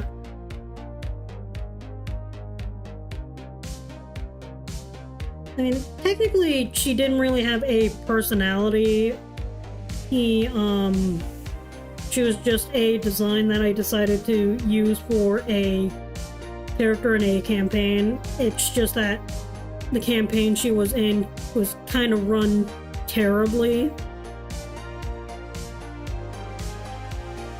So, I'll be honest, I feel like most of the reason why I just ended up not liking her essentially boiled down to just she was not treated well in her initial when I initially used her.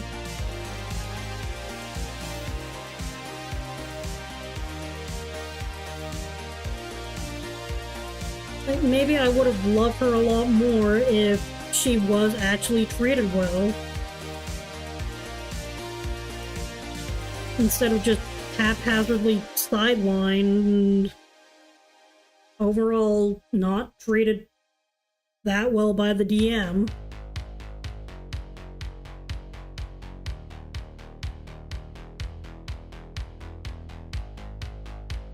And again, I probably should have also seen a lot of the warning signs that that campaign would not go well early, considering that almost all of the female characters were just either jokes or villains.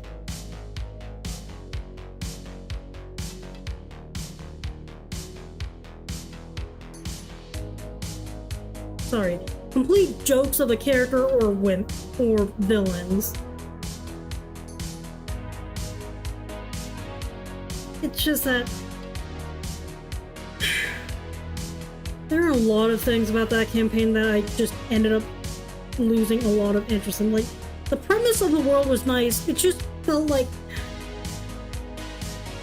even though I was welcomed into it and directly invited by the guy and we were friends before, it just, that entire campaign, I think, just killed my friendship with him. Because between how he just ended up treating my character and everything else, I just ended up not enjoying it. I never told him to his face, that's why I don't really hang out with him anymore, but I just can't.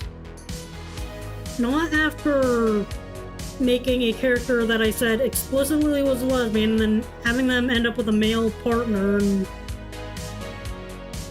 I just lost interest.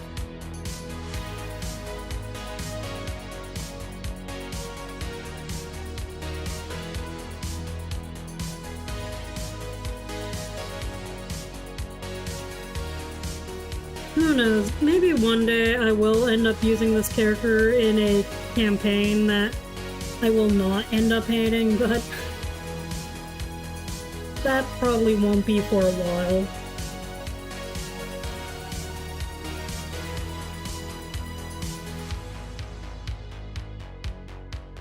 And I've only talked about that campaign to a few different people, but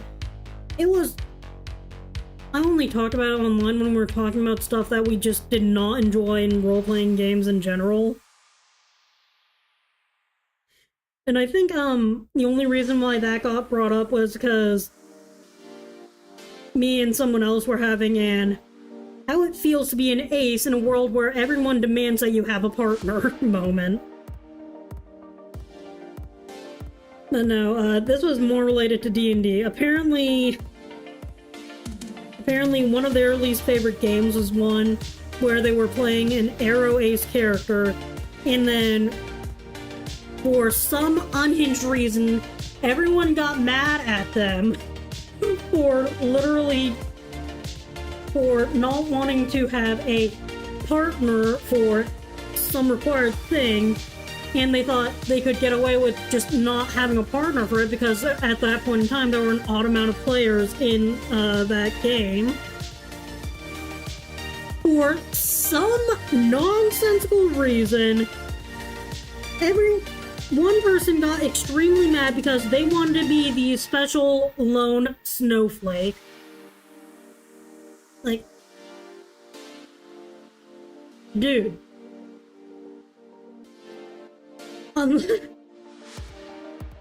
Then again, I feel like this is a problem for a lot of people who just have no understanding that ace people are not robots. We do form connections to people. It's just that most of the time those connections are friendships or familial relationships. Like, most of the connections that my ace character has formed in that roleplay are literally her adopting people as younger siblings. Just looking the character dead in the eye and saying, "Congratulations, you now have an older sister. Do not resist. There is an older sibling present. I will not let you die." And then watching more horrible things happen to everyone.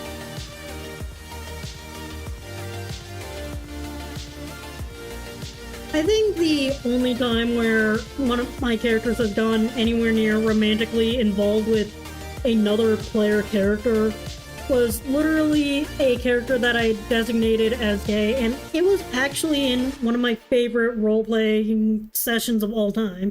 Unfortunately, because of limitations to the DM's time, that ended up getting cancelled, but I will say legitimately that I'm quite certain that the way I wrote my character, she did have a crush on someone. Now, unfortunately that never ended up going anywhere, but it was still a lot of fun, and it was not forced at all. It just made sense for how we had written the characters, and just happens that one swung both ways and mine swung only one way, but it was fun either way, and we both were able to consent to that funny little relationship.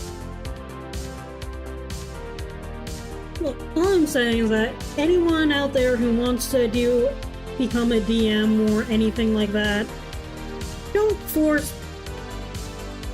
There are a lot of ways to manipulate people, and it doesn't have to be in a romantic situation. Yes, I know that is stupidly common, but it's also kind of just flattening a lot of relationships. Like, if you're going to psychologically harm someone, why not give them why not sneak in as that younger sibling, that older sibling, or really close friend, and then convince them to do something incredibly stupid that will definitely not come back to bite them in the rear later. Because that is how you get memorable moments. Not that I had a one-night stand and now my life is ruined.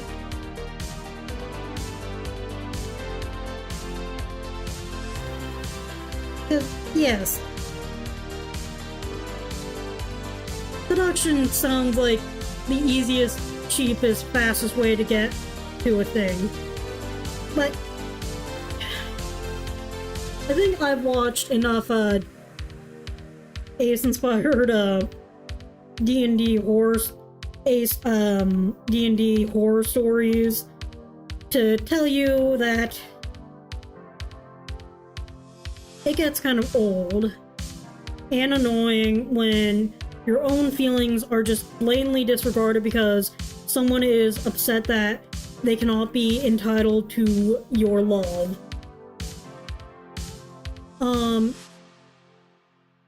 If anyone out there has watched, what's it called? Crispy Tavern's Arrow Ace video, Crispy Tavern. Let me look up the name of the video. I'll be on it. Crispy Taverns. Where is it? The fandom's weird hatred of asexuality. The main problem that I feel like is just really important to highlight is that for some reason people feel like they're just entitled to people's attraction. I hate to say it, mine is one you literally have to earn. Because get this, I'm demi-romantic. You can't just flex the muscle and expect me to swoon or something. I'll just look at you and go, are you okay? But again, you'd also have to explicitly just tell me that, otherwise I will have no clue. Otherwise, I'll just think you're just being an obnoxious show-off. And I'll be honest, I think it was kind of a widely acknowledged joke in one of the joke ships in, the current thing that I'm participating in, the current, Danganronpa roleplay I'm a part of, that the reason why me and another character keep getting into fights is literally because my character perceives everything their character did as just being purposefully obnoxious.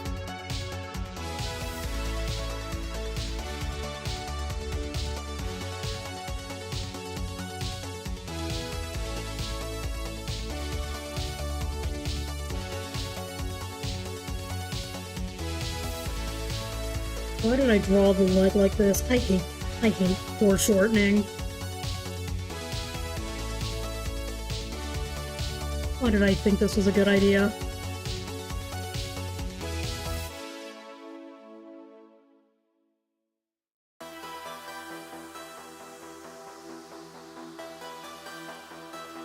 All I know is that I've just been ending up watching a lot more, what's it called? Video essays lately on just topics I'm generally interested in. I've just had a lot of fun. I don't know if I'll ever make one, but I just find media analysis type video essays to be fun. Even if they're explaining why certain media is bad, it's like, sometimes I just don't care unless it's doing something I'm just going to continue enjoying media that I enjoy. I mean, like, if it's well written, I'll enjoy it. If it's not, then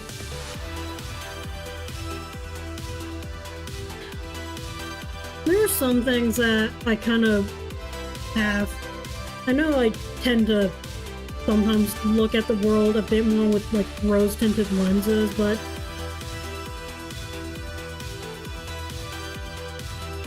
there are some hills where I just feel like half the problem is not necessarily the X is bad, but more so X was so poorly handled that even doing Y would not save it.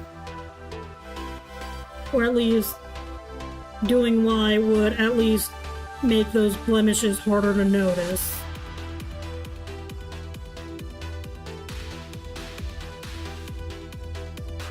I'm not going to specifically name names, but there was at least one Discord server that I did leave because I kind of just disagreed with someone's take on certain aspects of Not specifically, it was the whole hot tub and artificial springs thing. The thing is, I completely understand that. There are literally people out there who would not do well in an actual hot bath. Even I would hesitate to know if I would. I mean, I think I might, but even then, I'd like to be sure. Because not everyone exactly has the same resistance to heat or, like, what's it called? Not everyone has the same resistance to heat in existing in hot areas for longer amounts of time. Like, me, I would barely survive the snow in New York. Meanwhile, apparently there are people who would walk around in shorts when there's 3 feet of snow. I could not do that. I would need to be bundled up, otherwise I would probably start freezing to death or complaining a lot. You take them down to a beach in Texas, and they'd melt into a puddle. Meanwhile, I've literally gone days in Meanwhile, I've gone out in like 70, 80, 90 degree heat in jeans and felt absolutely fine. But that's just me. Because here's the thing, you never know how different people are going to react to different things. Because I hate to say this, sometimes it's a short case of better safe than sorry.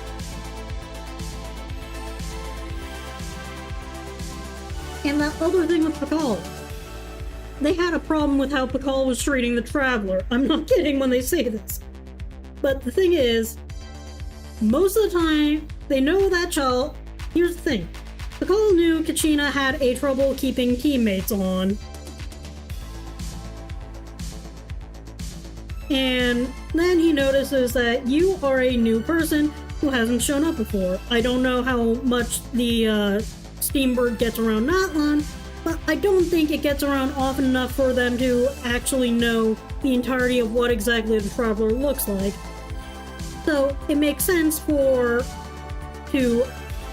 Pakal is probably the first responsible adult that we see in almost all of Genshin.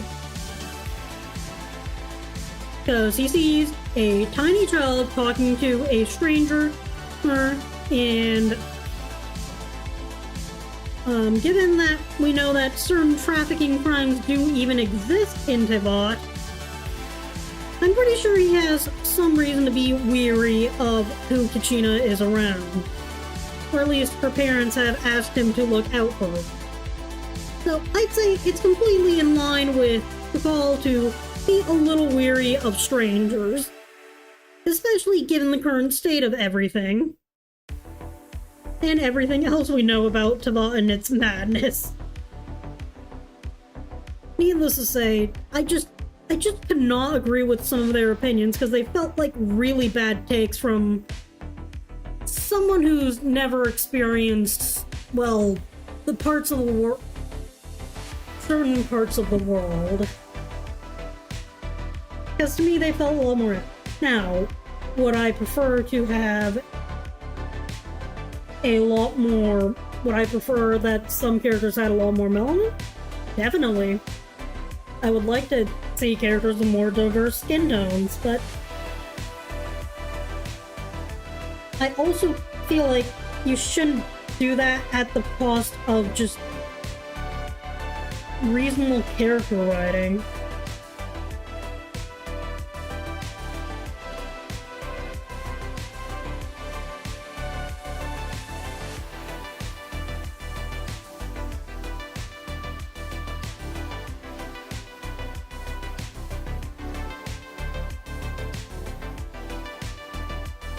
I don't know. Maybe I'm just stating opinions that don't make sense. Maybe I am making sense. I just have thoughts that I sometimes feel a lot more frustrated with certain people over than anything, because sometimes I feel like I'm just being told how I should feel about something without being allowed to express my own thoughts on the matter. Like, me personally, I enjoyed Nylon. Yeah, the ending was kind of mid, but a lot of it was pretty great. Because, I'll be honest, sometimes a simple story, sometimes simplicity is a lot better than complexity. And I think this ultimately goes back to the issue of, the problem I had with the guy who decided that my group was making an iOS app for a capstone project. And one of the problems that our teacher had with him, which was that he was trying to implement too many complex things without getting the basics working.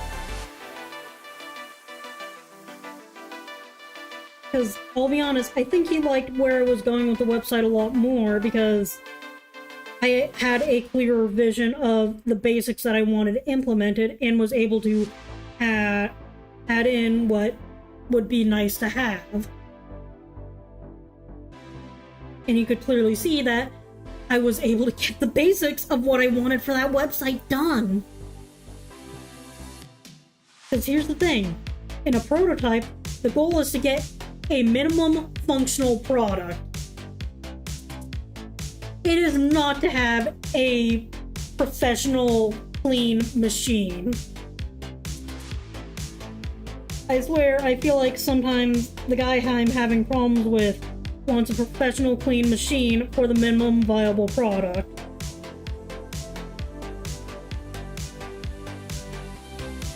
Because the reason I was so focused on just trying to get stuff in and out of the database was because, to me, the minimum viable product is, the goal is family fitness. For us, the minimum is you're getting stuff into a tracker and out of a tracker so you can display it nice and neat for everyone. My guy, my dude who was who was yelling at me to work on security, write queries, blah blah blah. Do stuff that requires me to understand what is going on in the iOS app that I clearly cannot understand because I can't even look at the code that easily. I just could not do it. I had an easier time getting anywhere with the web app because I was more focused on the larger picture, the building blocks, getting the basic functionality clear, done, out of the way.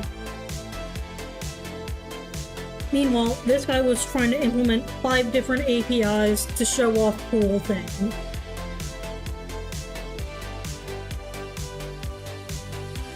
I told my team, who was working both backend and the web app, alright, here's what you're going to do. I need y'all to come up, here's your section of the database. I want you to come up with dummy data for this. You come up with dummy data for that. I'm going to work on getting the entry form stuff for this, and if y'all have time after getting all the dummy data set up, see what you can do about getting it displayed. We may not have had a fully viable thing done, but we sure as heck had something to present within a week. Meanwhile, this guy is yelling at us and getting mad at us for not helping him troubleshoot his app because otherwise we're going to have absolutely nothing to present. It's like, I'm not panicking because 1, panicking feels absolutely useless. 2, I've never worked with an Xcode. What on earth do you even want me to do to help you?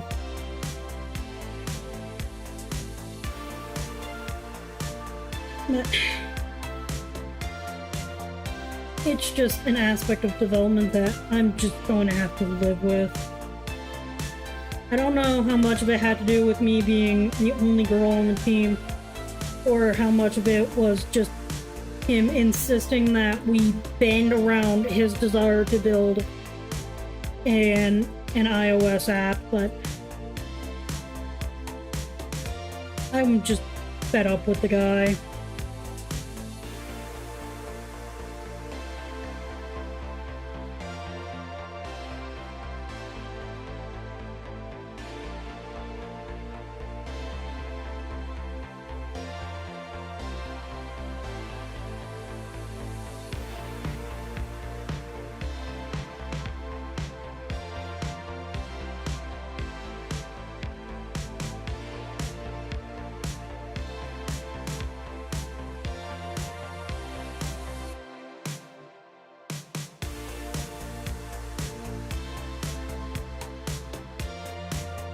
At the very least, I'm happy with the current state of where I am, at least with as far as that app goes, but it works. It does most of what it needs to do right now, and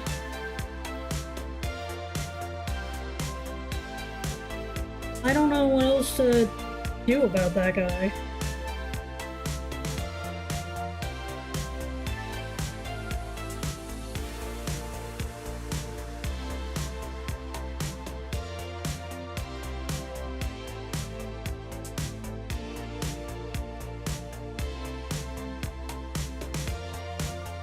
Like, I really should have just defined the hair a lot more.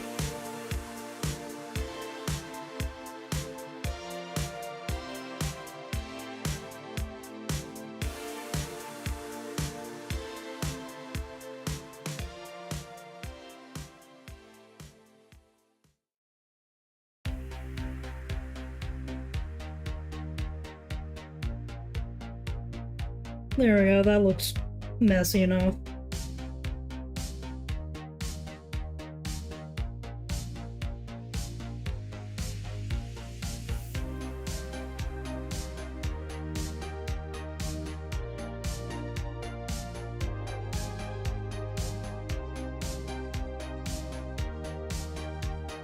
All I know is that beginners appreciate complexity, but professionals appreciate simplicity. Or at least advanced people appreciate simplicity. Because if everything is overtly complicated, you're not going to know where to look. But for me, there's a beauty in simplicity.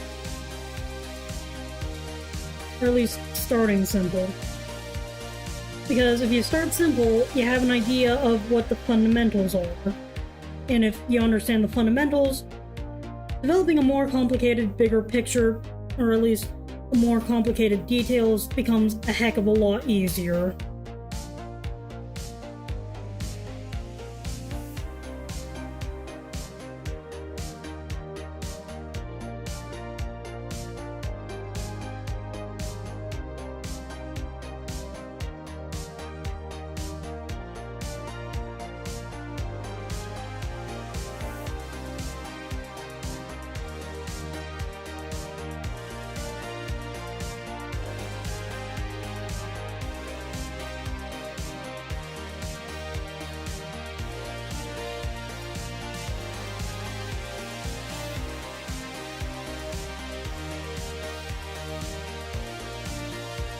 There are still aspects about this character I don't particularly like, but I'm still refining the concept and ideas. I mean, right now, the only reason why I'm even just trying to...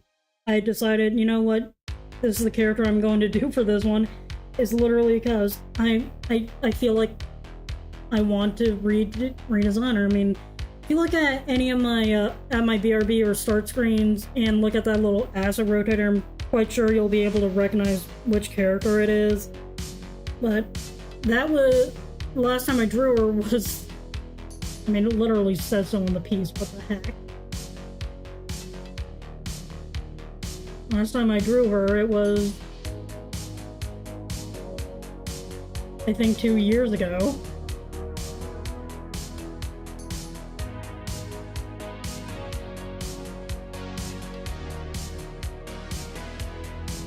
But my voice is dead. I have somewhere to be at 9 tomorrow morning. Anyways, thank you to everyone who came by. I think I've ranted enough.